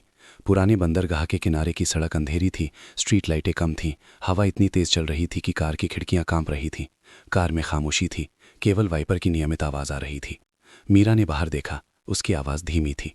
लोग कहते हैं कि अच्छे का अच्छा होता है, तो अच्छे लोगों को हमेशा इस तरह क्यों धकेला जाता है साहब? विक्रम साहब ने जवाब दिया। उनकी नजरें सामने की सड़क पर थीं, क्योंकि अगर अच्छाई खुद की रक्षा नहीं करती तो बुराई उसे निगल जाती है। किसी को बचाने के लिए हिम्मत चाहिए। पुराने बंदरगाह पर पहुंचकर वे एक पुराने गोदाम के सामने रुके। जंग लगी भारी लोहे का दरवाजा धकेले जाने पर चरमराया। अंदर केवल एक टिमटिमाती टॉर्च की रोशनी थी, तेल और समुद्री पानी की मिलीजुली गंध। प्रिया एक कोने में एक छोटा सा गीला ऊनी स्वेटर देखकर गिर पड़ी। ये बच्ची का है, ये अनन्या का है। वो रोने लगी, उसके कंधे कांप रहे थे। मीरा ने झुककर स्वेटर उठाया, उसके हाथ भी कांप रहे थे। गीले सीमेंट के फर्श पर एक बच्चे के जूते के निशान साफ दिख रहे थे, जो गोदाम के अंत तक जा रहे थे। अचानक टॉर्च बुझ गई। पीछे से क्लिक की आवाज आई। विक्रम साहब ने जल्दी से मीरा को एक खंबे के पीछे धकेल दिया, चुप रहने का इशारा किया। अंधेरी में भारी कदमों की आवाज आई, हर पल करीब आती हुई। फिर एक आदमी की ठंडी आवाज आई, मैंने सोचा था कि तुम इससे ज्यादा होशियार होगी। प्रिया, वापस आने की हिम्मत की? मीरा ने सांस रोक ली। बिजली की चमक ने अजय का चेहरा साफ कर दिया। वही आदमी जिसे वे ढूंढ रहे थे। उसका रेनकोट भीगा हुआ था, उसकी आंखों में उपहास था। विक्रम साहब बाहर निकले, उनकी आवाज दृढ़ थी। अजय, तुमने मेरी बेटी को कहां छिपाया है? वो हंसा। सुरक्षित है, जब तक कि आप सारे शेयर मेरे नाम पर साइन नहीं कर देते। मीरा खुद को रोक नहीं सकी। क्या आपको लगता है कि पैसा कर्म को छिपा सकता है? बुराई कभी नहीं जीतती। अजय ने उसे देखा, उसकी आंखें ठंडी थीं। तुम बहुत अच्छा बोलती हो, लेकिन वो बच्ची डर के मारे रो रही है। उसने अपना फोन निकाला और स्पीकर चालू कर दिया। अनन्या की सिसकियों की आवाज ने पूरे गोदाम को शांत कर दिया। प्रिया गिर पड़ी, उसकी आवाज टूटी हुई थी। मैं तुमसे विनती करती हूं, बच्ची को नुकसान मत पहुंचाओ। अजय ने बस ठंडक से जवाब दिया। अगर तुम चाहते हो कि वो जिंदा रहे तो कल सुबह 10 बजे तुम जानते हो कि क्या करना है। फिर वो मुड़कर बाहर चला गया। हवा में पेट्रोल का तीखा धुआं छोड़ गया। मीरा उसके पीछे भागने वाली थी, लेकिन विक्रम साहब ने उसे रोक लिया। खतरा मोल मत लो, वो अकेला नहीं है। वो चिल्लाई, उसकी आंखें लाल थीं। अगर ये आपकी बेटी होती तो क्या आप चुपचाप बैठे रहते? विक्रम साहब ने जवाब नहीं दिया, बस सिर झुका लिया। उनकी आवाज भर्राई हुई थी, मैं उसे बचाऊंगा। लेकिन मैं और किसी को मरने नहीं दे सकता।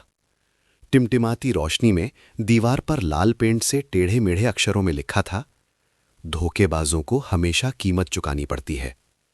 मीरा और विक्रम साहब ने एक दूसरे को देखा, समझ गए कि अजय सिर्फ एक मोहरा है, पर्दे के पीछे कोई और है जो डोर खींच रहा है। वे खामोशी में गोदाम से निकले। बारिश अभी भी भारी थी, हवा ठंडी थी। मीरा ने अपना फोन खोला, एक नया मैसेज आया था। अगर तुम बच्ची को बचाना चाहती हो तो अकेले आओ। ये मैसेज उस निजी नंबर पर भेजा गया था जिसे सिर्फ वो जानती थी। मीरा चुपचाप खड़ी रही, उसके होंठ कस गए। बाहर समुद्र की लहरें एक आने वाले तूफान की चेतावनी की तरह शोर मचा रही थीं। अगली सुबह घने बादलों के बीच से कमजोर धूप निकल रही थी। मीरा विक्रम साहब के लिए चाय बनाने वाली ही थी कि फोन वाइब्रेट हुआ। एक गुमनाम मैसेज, बच्ची को बचाना है, आज रात 9 बजे सागर किनारे एक पुराने रिसॉर्ट में अकेले आओ। उसका दिल बैठ गया। बिना सोचे समझे मीरा ने फोन छिपा लिया और चुपचाप एक छोटा सा बैग तैयार किया। उसने किसी को नहीं बताया, न विक्रम साहब को न प्रिया को। जब शाम की परछाइयां समुद्र पर झुकीं तो मीरा ने बंगले का गेट बंद कर दिया और अकेली उस लंबी सड़क पर चल पड़ी। समुद्री हवा जोर जोर से चल रही थी, अपने साथ डर और उस छोटी सी औरत के दिल में दृढ़ संकल्प दोनों को ले जा रही थी। उसके दिमाग में पिछली रात विक्रम साहब की कही बात गूंज रही थी। कुछ लड़ाइयां ऐसी होती हैं जिनमें केवल विश्वास ही हथियार होता है। मीरा ने फोन को कसकर पकड़ लिया, खुद से कहा, मैं अब और किसी को गिरने नहीं दूंगी। डूबते सूरज की रोशनी उसके भीगे बालों पर पड़ रही थी, जिससे उसकी पतली परछाई लाल आसमान में विलीन हो रही थी। कोई नहीं जानता था उस पल में मीरा ने एक ऐसा रास्ता चुना था जिसका कोई वापसी नहीं था। सागर किनारे का पुराना रिसॉर्ट झुके हुए नारियल के पेड़ों के बीच सफेद रेत के किनारे पर स्थित था, जो कभी अमीरों का ठिकाना हुआ करता था, अब अजीब तरह से शांत था। जंग लगा लोहे का गेट, टेढ़ा मेढ़ा साइन बोर्ड, एक काली कार पहले से खड़ी थी।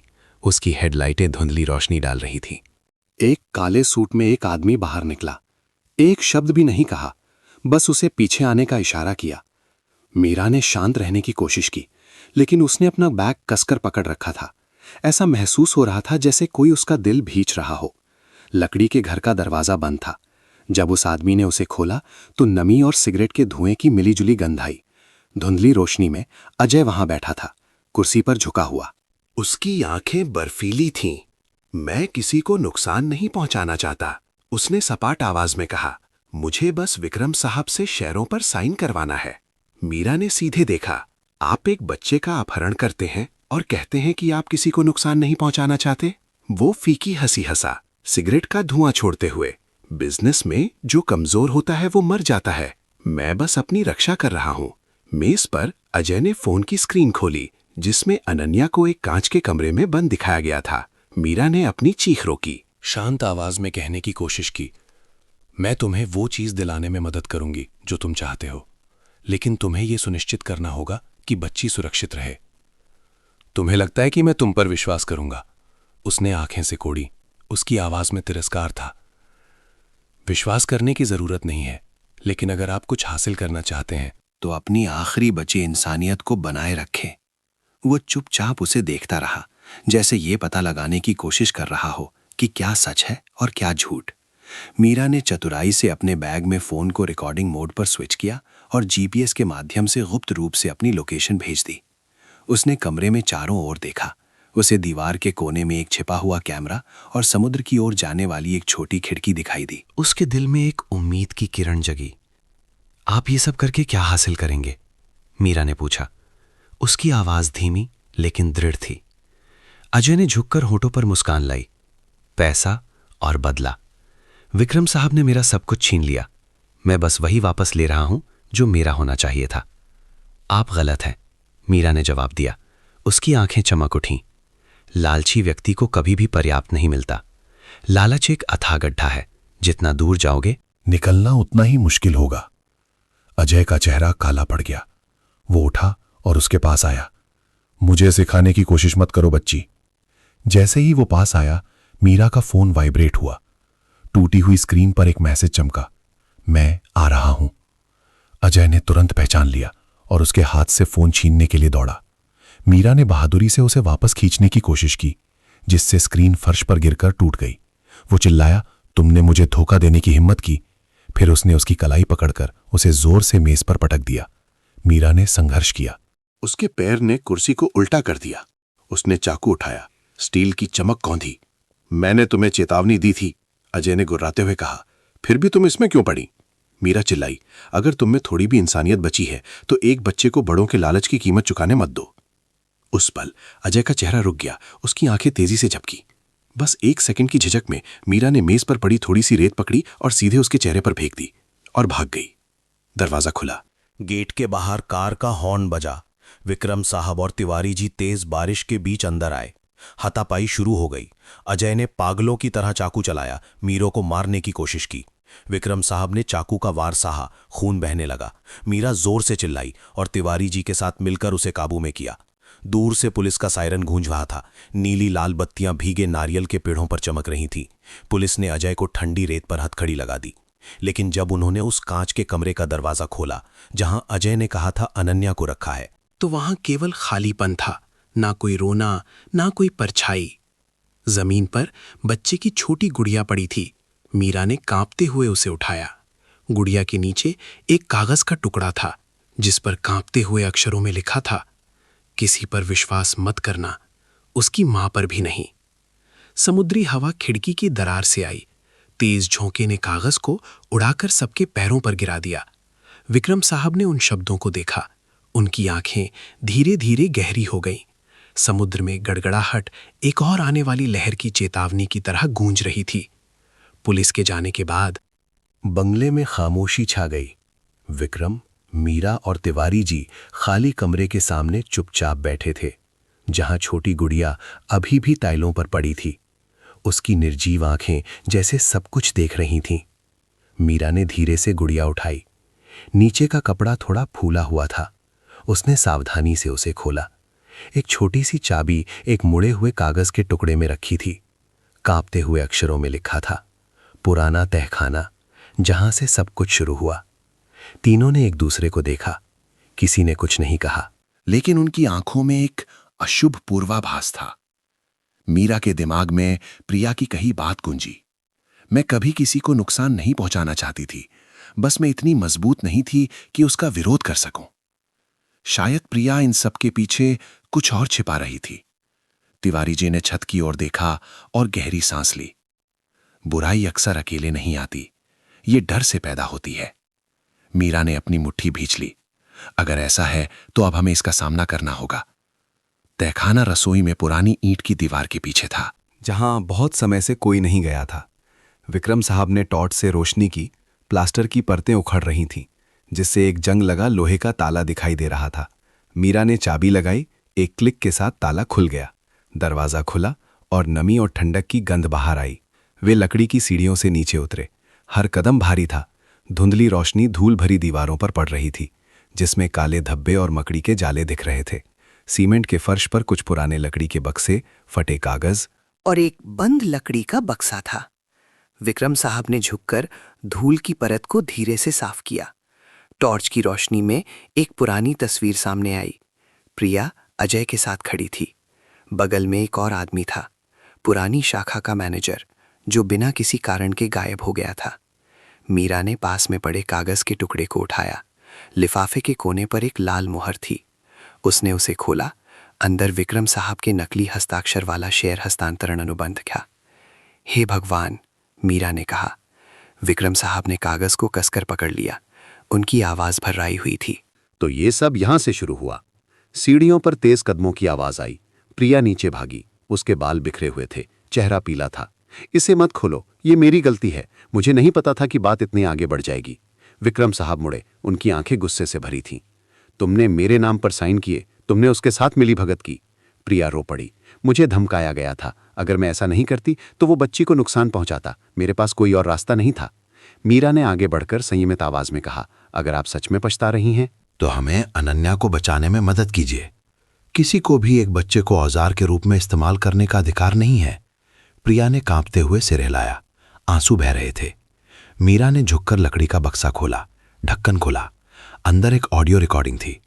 छोटे स्पीकर में प्रिया की आवाज गूंजी, अजय, क्या तुम निश्चित हो कि इस बारे में किसी को पता नहीं चलेगा? अजय की खुरदरी आवाज ने जवाब दिया, चिंता मत करो, बस एक बार दुर्घटना हो जाए तो संपत्ति हमारी होगी। माहौल घुटन भरा हो गया। तिवारी जी ने सिर हिलाया। हे भगवान! तो ये सब ऐसा था। मीरा ने बक्से के नीचे और खोजा। उसे एक मुड़ा हुआ पत्र मिला। जिसमें नर्म, कांपते हुए अक्षरों में हाथ से लिखा था, अगर एक दिन तुम बड़ी हो जाओ तो माँ उम्मीद करती है कि तुम समझोगी। माँ गलत थी, लेकिन माँ ने तुमसे प्यार करना कभी नहीं छोड़ा। मीरा ने पढ़ा, उसकी आंखें नम हो गईं। उसने विक्रम साहब की ओर देखा, उसकी आवाज़ घेंट गई।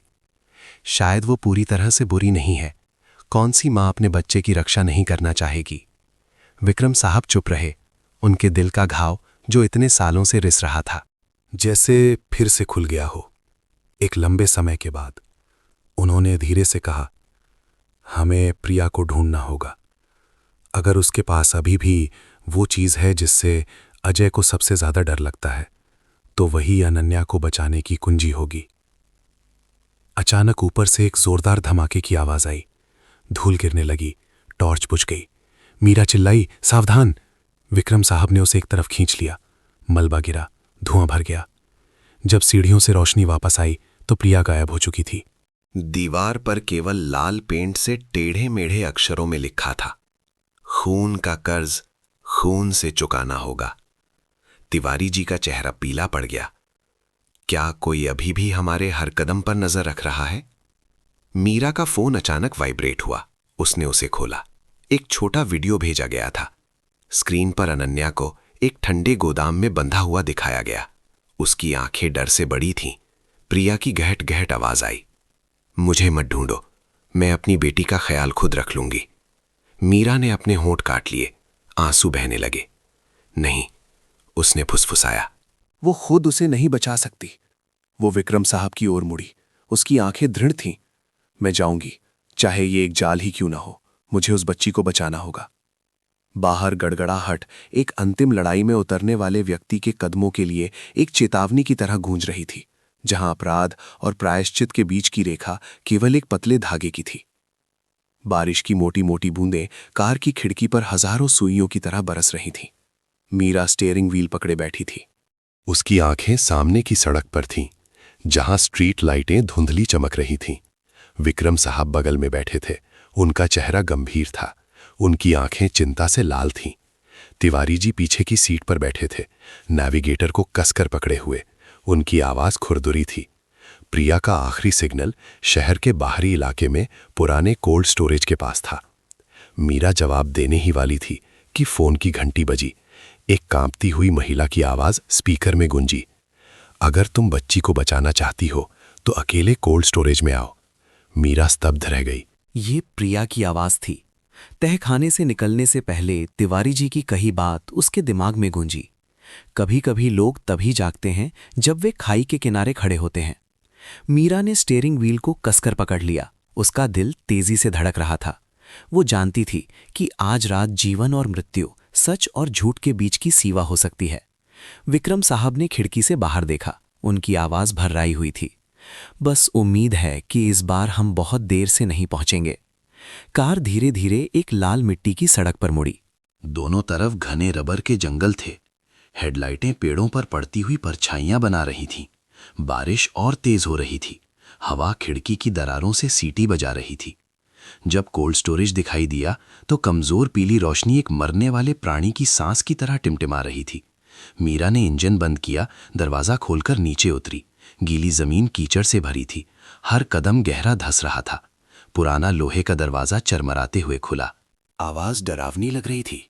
कोई हमसे पहले यहां आया है, मीरा ने धीरे से कहा। उसने हाल ही में बने पहियों के निशान की ओर इशारा किया। कोल्ड स्टोरेज के अंदर भाप सफेद धुंध की तरह उठ रही थी। ठंडी हवा ने सबको कंपा दिया। दीवार पर एक पुराना कैमरा लगातार लाल बत्ती चमका रहा था। मीरा ने चारों ओर देखा, कोई निगरानी कर रहा है। टिन की छत पर बारिश की आवाज धड़कते दिल की तरह तेज थी।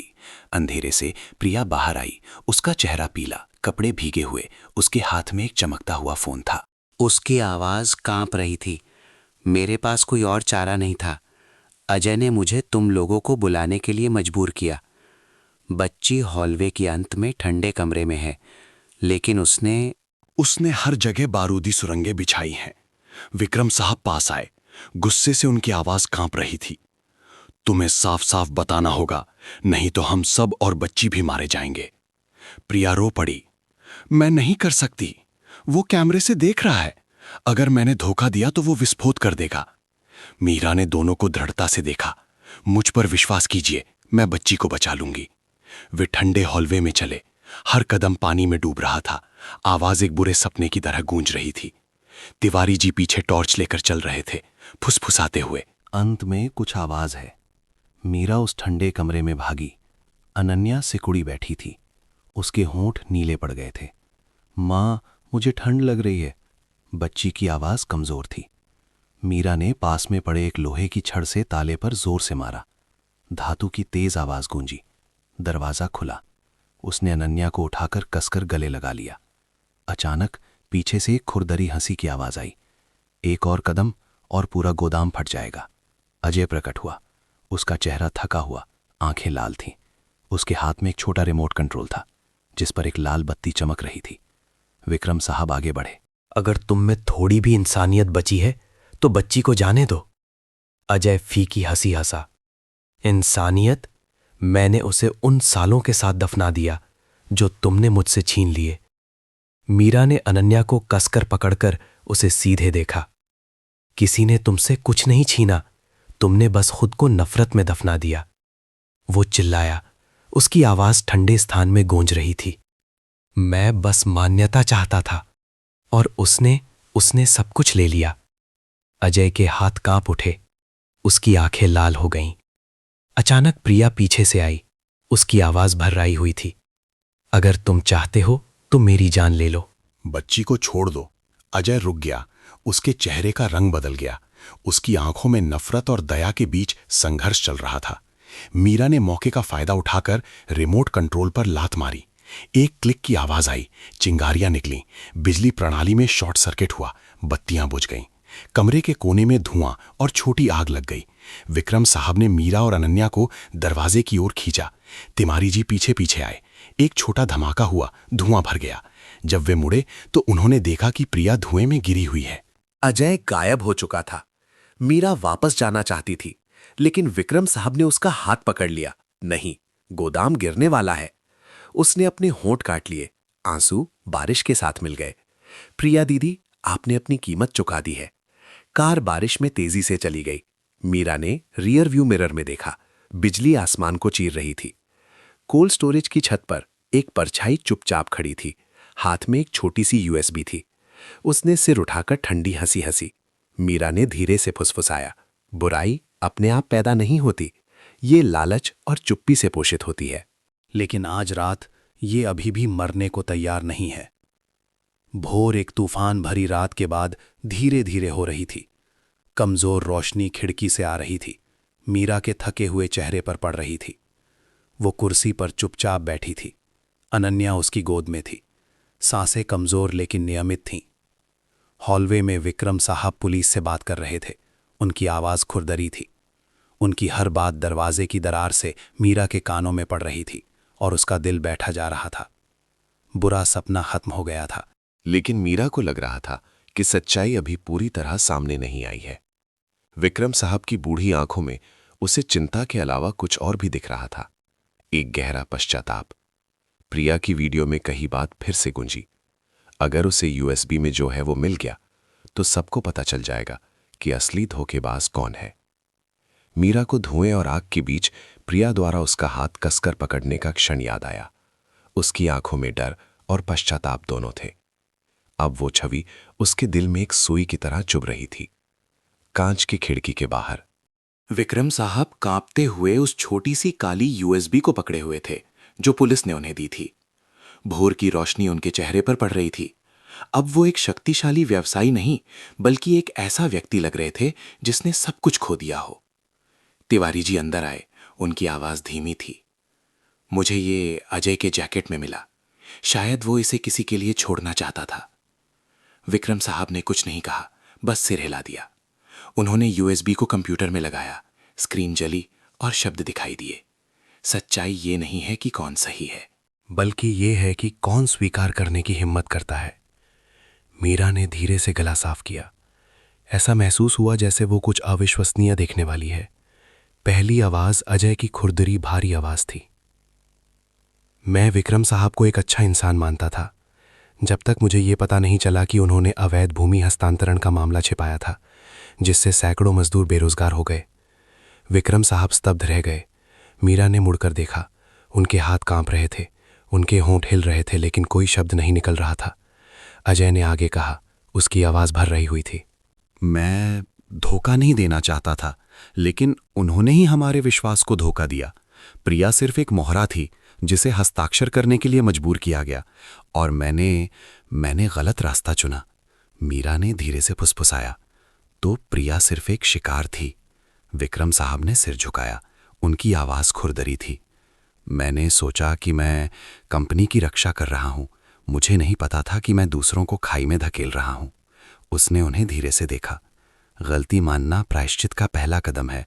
सच्चाई चाहे कितनी भी दर्दनाक क्यों ना हो, उससे भागना और भी दर्दनाक होता है। दूसरी रिकॉर्डिंग चली। अजय की आवाज़ धीमी थी। अगर कोई ये सुन रहा है तो मेरी बेटी से कहना कि मैं एक अच्छा इंसान था। मीरा चुप हो गई। उसकी आंखें जलने लगीं। खिड़की के बाहर सुबह की धूप भूरे बादलों को चीर कर आ रही थी और सीधे उसके चेहरे पर पड़ रही थी, जैसे एक अनुस्मारक कि चाहे कितना भी अंधेरा क्यों ना हो, रोशनी हमेशा प्रवेश कर सकती है। अचानक हॉलवे में तेज कदमों की आवाज आई। एक पुलिसकर्मी अंदर आया और जल्दी से बताया, प्रिया मैडम होश में आ गई हैं, लेकिन बहुत कमज़ोर हैं। वो विक्रम साहब से मिलना चाहती हैं। तीनों आईसीयू की ओर भागे। प्रिया वहाँ लेटी थी, उसका चेहरा पीला, सांसें कमज़ोर थीं। जब उसने विक्रम साहब को देखा तो उसकी आंखों से आंसू बह निकले। मुझे माफ़ कर दीजिए, उसकी आवाज़ टूटी हुई थी। मैं बस अपनी बेटी को बचाना चाहती थी। अजय मरने के लायक नहीं था। उन्होंने उसे मजबूर किया। उसने मीरा का हाथ कसकर पकड़ा और सावधानी से कहने की कोशिश की। बोर्ड ऑफ डायरेक्टर्स में से किसी ने, वे अभी रुके नहीं हैं। फिर प्रिया की पलकें बंद हो गईं। एक आंसू की बूंद उसके गाल पर लुढ़क गई। मीरा कांपते हुए पीछे हटी। उसका दिल दर्द से भर गया। वो समझ गई कि प्रिया एक बुरी इंसान नहीं थी, बस एक कमजोर मां थी जिसे एक कोने में धकेल दिया गया था। विक्रम साहब स्तब्ध खड़े थे। उनकी आंखें लाल थीं, उनकी आवाज भर्राई हुई थी। मैं ही सबके लिए दोषी हूं।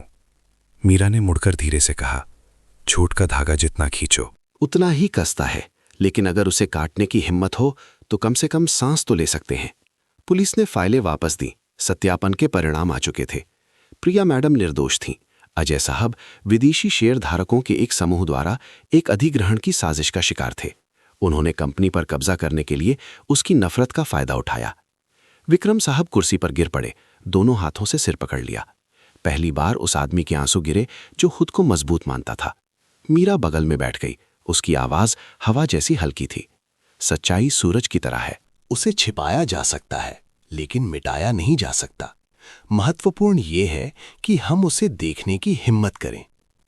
विक्रम साहब ने ऊपर देखा। उनकी आंखों में अब एक शक्तिशाली सीईओ की नहीं, बल्कि एक ऐसे व्यक्ति की थी जो फिर से इंसान बनना सीख रहा था। जब मीरा अनन्या को कमरे से बाहर ले जा रही थी तो उसका फोन वाइब्रेट हुआ। स्क्रीन पर एक नया मैसेज आया। ये मत सोचना कि सब खत्म हो गया है, अजय अभी भी जिंदा है। मीरा स्तब्ध रह गई। उसका दिल तेजी से धड़कने लगा। वो खिड़की से बाहर देखने लगी। सुबह की रोशनी में एक काली टोपी पहने एक परछाई एक कार के पास खड़ी थी। उसकी आंखें तीसरी मंजिल की ओर थीं, जहां प्रिया लेटी थी। सुबह की हवा ने पर्दे को धीरे धीरे हिला दिया। मीरा ने एक गहरी सांस ली और फुसफुसाया, अगर तुम जिंदा हो तो इस बार रोशनी को सच्चाई पर चमकने दो। शहर के बाहरी इलाके में रात में तेज बारिश हो रही थी। पेड़ों से गुजरती हवा की आवाज जमीन और आसमान की आह की तरह लग रही थी। मीरा बंगले की खिड़की के पास बैठी थी। उसकी आंखें कांच पर लुढ़कती पानी की बूंदों को देख रही थीं। पिछले दिन का अजीब मैसेज अभी भी उसे परेशान कर रहा था। अजय अभी भी जिंदा है। वो विश्वास नहीं करना चाहती थी, लेकिन उसके दिल में एक अजीब सा एहसास हो रहा था। जब घड़ी में 11 बजे लोहे के गेट के चरमराने की आवाज आई, जो शांत बारिश की रात में गूंज रही थी, मीरा चौंक कर उठ बैठी। आंगन में धुंधली बारिश के बीच एक परछाई धीरे धीरे आगे बढ़ रही थी। बिजली की चमक ने उस चेहरे को रोशन कर दिया जो इतना जाना पहचाना था कि वो कांप उठी। अजय भाई, मीरा ने कांपती आवाज में बरामदे से बाहर निकलकर कहा। सामने वाला आदमी दुबला पतला, कपड़े फटे हुए, हाथ पर सूखा खून, सांसें ढारी थीं। उसकी आवाज खुरदुरी थी। मेरे पास ज्यादा समय नहीं है, वे मुझे ढूंढ रहे हैं। विक्रम साहब मीरा के पीछे से बाहर आए। उनकी आंखें चौंक गईं। उन्हें अपनी आंखों पर विश्वास नहीं हो रहा था। हे भगवान, ये तुम हो? उन्होंने बुदबुदाया। अजय ने धीरे से सिर हिलाया। उसकी आंखों में पीड़ा थी। मैं मरा नहीं, लेकिन मुझे बहुत पहले मर जाना चाहिए था। उन्होंने अजय को घर के अंदर सहारा दिया। कमजोर पीली रोशनी ने उसके पीले चेहरे को प्रतिबिंबित किया। मीरा ने उसे एक गिलास पानी दिया। उसकी आवाज कांप रही थी।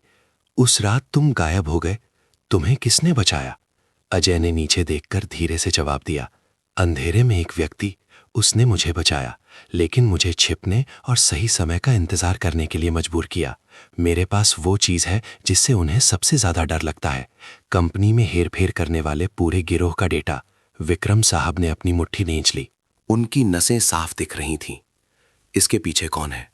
उन्होंने पूछा। अजय ने जवाब दिया। उसकी आवाज गहन गई। विदेशी शेयरधारकों का समूह, वही लोग जिन्होंने कभी आपका विश्वास खरीदा था। माहौल घुटन भरा हो गया। बाहर बारिश अभी भी हो रही थी, हर गलती की याद दिलाती हुई। विक्रम साहब ने सिर झुकाया। उनकी आवाज गहरी और खुरदरी थी। तुम सही कह रहे हो, मैंने गलत अनुबंधों पर हस्ताक्षर किए। मैंने सोचा कि मैं कंपनी को बचा रहा हूं। मुझे नहीं पता था कि मैं अपना विवेक खो रहा हूं। अजय ने उन्हें देखा। उसकी आंखों में आंसू थे। लोग गलती कर सकते हैं, लेकिन गलती करके उसे ना सुधारना पाप है। मीरा ने धीरे से बीच में कहा। वास्तव में मजबूत व्यक्ति वो नहीं है जो हर लड़ाई जीतता है, बल्कि वो है जो हर गलती के बाद उठ खड़ा होता है। अजय ने अपनी शर्ट से एक छोटी मेमोरी कार्ड निकाली, मीरा को देते हुए। इसमें सारे सबूत हैं। अगर मुझे कुछ हो जाए तो तुम्हें इसे प्रेस को देना होगा। मीरा ने उसे कसकर पकड़ लिया और बिना कुछ कहे सिर हिला दिया। वो समझ गई, ये उन तीनों की जान थी। अचानक गेट के बाहर इंजन की आवाज आई। कार की हेडलाइटें खिड़की से गुजरीं और टाइलों पर टायरों की चीख सुनाई दी। अजय तुरंत उठा और धीरे से फुसफुसाया। वे आ गए हैं, यूएसबी छिपा दो। मीरा घबराकर रसोई में भागी और मेमोरी कार्ड को शेल्फ पर रखे चावल के जार में डाल दिया। विक्रम साहब ने अपनी छड़ी कसकर पकड़ ली। उनकी आंखों में एक अनुभवी व्यक्ति का दृढ़ संकल्प था। मुख्य दरवाजा खुला और काले कपड़ों में कुछ लोग अंदर घुस आए। वो चीज हमें दो, जल्दी, एक खुरदरी आवाज ने कहा। अजय चिल्लाया। तुम्हें जो चाहिए वो यहां किसी के पास नहीं है। और फिर वो एक आदमी पर टूट पड़ा। घर में हाथापाई की आवाज गूंजने लगी। मीरा ने अनन्या का सिर पकड़कर उसे गोदाम में भगाया। भागते भागते चिल्लाई, सावधान! बाहर टूटने की आवाजें, गोलियों की आवाजें और जलती लकड़ी की गंध के साथ बारूद का धुआं। एक आदमी ने लिविंग रूम में पेट्रोल की बोतल फेंकी और आग तेजी से भड़क उठी। मीरा ने विक्रम साहब को पीछे खींचा, जबकि अजय एक बार से सीढ़ियों के पास गिर गया। उसके कंधे से खून बह रहा था और टाइलों पर लाल धब्बे बन रहे थे। विक्रम साहब उसकी ओर भागने वाले थे, लेकिन मीरा ने उन्हें रोक लिया। नहीं, वो चाहता है कि हम जिए, वो चिल्लाई। उसकी आवाज घैन गई। अजय, हमारे साथ चलो। अजय ने आग की लपटों के बीच सिर उठाकर मुस्कुराने की कोशिश की। मेरी चिंता मत करो, उन्हें बचाओ। वो और विक्रम साहब ने मिलकर अनन्या को पिछले दरवाजे की ओर भगाया। बाहर पुलिस का सायरन गूंज रहा था। बारिश में नीली लाल बत्तियां चमक रही थीं। जैसे ही वे आंगन में पहुंचे, एक छोटा धमाका हुआ। धुआं उठने लगा। मीरा ने पीछे मुड़कर देखा। उसे केवल अजय की परछाई गिरते हुए और फिर काले धुएं में गायब होते हुए दिखाई दी। अगली सुबह बारिश रुक गई। घटनास्थल पर केवल राख बची थी। पुलिस ने हर जगह खोजा, लेकिन कोई शव नहीं मिला। अजय, मीरा सीढ़ियों पर बैठी थी। उसके हाथ में अभी भी मेमोरी कार्ड था। सुबह की हवा उसके भीगे बालों से गुजरी। उसने दूर देखा और धीरे से कहा, अगर तुम जिंदा हो तो मैं तुम्हारा अधूरा काम पूरा करूंगी। कुछ किलोमीटर दूर एक पुराना ट्रक शहर से बाहर निकल रहा था। केबिन में काली टोपी पहने एक आदमी चुपचाप बैठा था। उसके हाथ में मीरा और विक्रम साहब के साथ एक पुरानी तस्वीर थी। रियर व्यू मिरर में उसकी आंखों में एक दुखद लेकिन दृढ़ चमक थी। एक ऐसे व्यक्ति की जो अंधेरे से लौटा था और जिसने अभी तक अपना आखिरी शब्द नहीं कहा था। एक शरद ऋतु की सुबह हल्की धूप सिंह ग्रुप के परिसर पर पड़ रही थी। कई महीनों के तूफानी दिनों के बाद जो जगह कभी धुएं और आग में डूबी हुई थी, अब वहां पक्षियों का चहचहाना सुनाई दे रहा था। टूटी हुई दीवार की मरम्मत हो चुकी थी। गेट के दोनों ओर के पेड़ सुबह की हवा में झूम रहे थे। मीरा ऑफिस से बाहर निकली। हाथ में गरम कॉफी का कप था। उसने एक गहरी सांस ली। कॉफी की महक और आंगन में चमेली के फूलों की खुशबू ने उसके मन को शांत कर दिया। उस साल के मामले की कहानी खत्म हो चुकी थी, लेकिन उसके दिल में अभी भी ये सवाल गूंज रहा था कि क्या अजय सच में चला गया है। पुरानी फाइलों को फिर से व्यवस्थित करते समय मीरा को दराज में एक पीला लिफाफा मिला। लिफाफे पर वही टेढ़े मेढ़े अक्षर थे, अगर कभी न्याय की जीत हो तो मेरी जगह जीना। वो चुपचाप खड़ी रही। उसकी आंखें लाल हो गईं। वे शब्द जैसे अतीत से आती हुई आवाज थे। आंगन में अनन्या विक्रम साहब के चारों ओर दौड़ रही थी और जोर जोर से हंस रही थी। उस दृश्य ने मीरा को हल्के से मुस्कुराने पर मजबूर कर दिया। शायद अजय यही चाहता था, तूफान के बाद एक सच्ची शांति। उस दिन को 1 साल बीत गया। अदालत का फैसला ऐसा था जिसने सबको चुप करा दिया। प्रिया को अप्रत्यक्ष रूप से सह अपराधी होने के कारण 10 साल की कैद की सजा सुनाई गई, लेकिन जांच में सहयोग करने के कारण उसकी सजा कम कर दी गई। जब पुलिस उसे हथकड़ी लगाकर ले जा रही थी तो वो मुड़ी और भावनाओं से भरा हुआ बोली, मुझे आजादी नहीं चाहिए। मैं बस चाहती हूं कि मेरी बेटी समझे कि मां गलत थी। इस बात ने पूरे कोर्टरूम को खामोश कर दिया। विक्रम साहब जेल जाने से बच गए, लेकिन उन्होंने स्वेच्छा से व्यापार जगत से संन्यास ले लिया। जिस दिन उन्होंने इस्तीफा दिया, मीरा ने उनका हाथ पकड़कर धीरे से कहा, मैं इसे आगे बढ़ाऊंगी, आपकी जगह लेने के लिए नहीं, बल्कि इसे और बेहतर बनाने के लिए। सिंह ग्रुप का अब एक नया चेहरा था। मीरा के नेतृत्व में कंपनी को ईमानदारी के साथ व्यापार करने की दिशा में पुनर्गठित किया गया।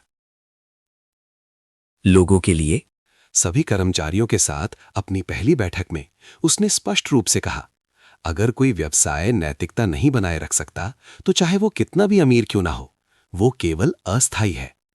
इन शब्दों ने कई लोगों को सिर झुकाकर सोचने पर मजबूर कर दिया। विक्रम साहब आखिरी पंक्ति में बैठे थे, चुपचाप मुस्कुरा रहे थे। एक ऐसे व्यक्ति की मुस्कान जो कभी रास्ता भटक गया था, लेकिन उसे वापस रोशनी दिखाई दी थी। कुछ समय बाद मीरा ने उजाला केंद्र खोला, जो अनाथ बच्चों की देखभाल करता था, और इसे पुराने गोदाम में स्थापित किया। छोटी सी वेदी पर अजय की तस्वीर सूरजमुखी के गुलदस्ते के बगल में रखी थी। मीरा ने एक अगरबत्ती जलाई और धीरे से कहा, आप चिंता ना करें, जो आप करना चाहते थे वो मैंने शुरू कर दिया है। टिमटिमाती मोमबत्ती की रोशनी में उसकी आंखें दृढ़ लेकिन गहरे दुख से भरी थीं। 1 महीने के अंत में मीरा को जेल से एक पत्र मिला। कागज पीला पड़ चुका था। प्रिया के अक्षर कांप रहे थे। नफरत ना करने के लिए धन्यवाद, मैं समझ गई। कभी कभी एक औरत तभी गलत होती है जब वो गलत आदमी से प्यार करती है। पत्र इस पंक्ति के साथ समाप्त हुआ, मेरी जगह अच्छी तरह से जीना। मीरा ने उसे मोड़ा। उसकी आंखों में आंसू थे। उसने फुसफुसाया, आपने अपनी कीमत चुका दी है, लेकिन कम से कम आप जाग गईं। उस शाम विक्रम साहब केंद्र में आए। उन्होंने एक साधारण शर्ट पहनी थी। उनका चेहरा समय के साथ बूढ़ा हो गया था, लेकिन उनकी आंखें शांत थीं। मीरा जी, उन्होंने कहा। उनकी आवाज धीमी थी। आपने मुझे ये समझने में मदद की है कि ईमानदारी से बड़ी कोई ताकत नहीं है। मीरा ने प्यार से मुस्कुराया। मैंने बस वही किया जो सही था। अनन्या दौड़कर आई, उनका हाथ पकड़ा। उसकी आंखें चमक रही थीं। पापा, मैं भी बड़ी होकर मीरा दीदी की तरह एक अच्छी इंसान बनना चाहती हूँ। विक्रम साहब ने झुककर भावनाओं से भरा हुआ अपनी बेटी को गले लगा लिया। उनके गालों पर आंसू लुढ़क रहे थे, पहली बार खुशी के आंसू। घर लौटते समय मीरा को एक गुमनाम पार्सल मिला। अंदर मुंबई के उस समुद्र तट की एक तस्वीर थी जहां अजय ने वादा किया था कि अगर उसे आजादी मिली तो वो आएगा। तस्वीर के पीछे जाने पहचाने अक्षरों में लिखा था, सच्चाई कभी नहीं मरती। उसके हाथ हल्के कांप उठे। एक हवा का झोंका आया और उसके माथे पर एक बाल उड़ा दिया। वो हल्के से मुस्कुराई। आंसू गिर रहे थे, लेकिन उसका दिल गर्म महसूस कर रहा था। शायद वो अभी भी कहीं चुपचाप देख रहा है, चुपचाप जी रहा है, जैसे तूफान के बाद की आखिरी रोशनी। उस शाम मीरा, विक्रम साहब और अनन्या कंपनी की छत पर खड़े थे। लाल सूरज धीरे धीरे इमारतों के पीछे छिप रहा था, एक गरम पीली रोशनी छोड़ रहा था। विक्रम साहब ने धीरे से कहा, हर इंसान कभी ना कभी रास्ता भटकता है, लेकिन रुकना जानना ही विवेक की शुरुआत है। मीरा ने जवाब दिया। उसकी आवाज हल्की लेकिन दृढ़ थी। हम अच्छा इसलिए नहीं जीते कि दूसरे देखें, बल्कि इसलिए कि हम खुद शांति से सो सकें। दूर से मंदिर की घंटियां बजी, जो आंगन में बच्चों की हंसी के साथ मिल गईं। कैमरा आसमान की ओर मुड़ा। दिन की आखिरी धूप बादलों से छनकर दूर समुद्र पर पड़ रही थी। वहां काली टोपी पहने एक परछाई रेत पर चल रही थी। उसकी चाल धीमी और शांत थी। मीरा ने हाथ में तस्वीर को देखा और हवा में धीरे से कहा, अगर तुम जिंदा हो तो अच्छी तरह से जीना, क्योंकि यही वो तरीका है जिससे हम जीवन का धन्यवाद करते हैं। इस जीवन में हर कोई कभी ना कभी रास्ता भटकता है, लेकिन महत्वपूर्ण ये है कि क्या हमारे पास वापस आने का साहस है या नहीं। माफ करना सिर्फ दूसरों को छोड़ना नहीं है, बल्कि खुद को भी मुक्त करना है। मेरा मानना है कि जब इंसान अच्छा जीना सीखता है और अपनी गलतियों का सामना करने की हिम्मत करता है, तो रोशनी हमेशा दिखाई देगी, चाहे वो बड़े तूफान के बाद एक छोटी सी किरण ही क्यों ना हो। क्योंकि अच्छे का अच्छा होता है, जो जैसा बोता है वैसा ही काटता है। जीवन का नियम धीमा हो सकता है, लेकिन कभी गलत नहीं होता। दोस्तों, कमेंट में जरूर बताइए कि आप सब ये कहां से देख रहे हैं। आपको ये कहानी कैसी लगी? अधिक जानकारी, सुखी बने रहें। अधिक जानकारी हम सब मिलकर उसे पढ़ेंगे।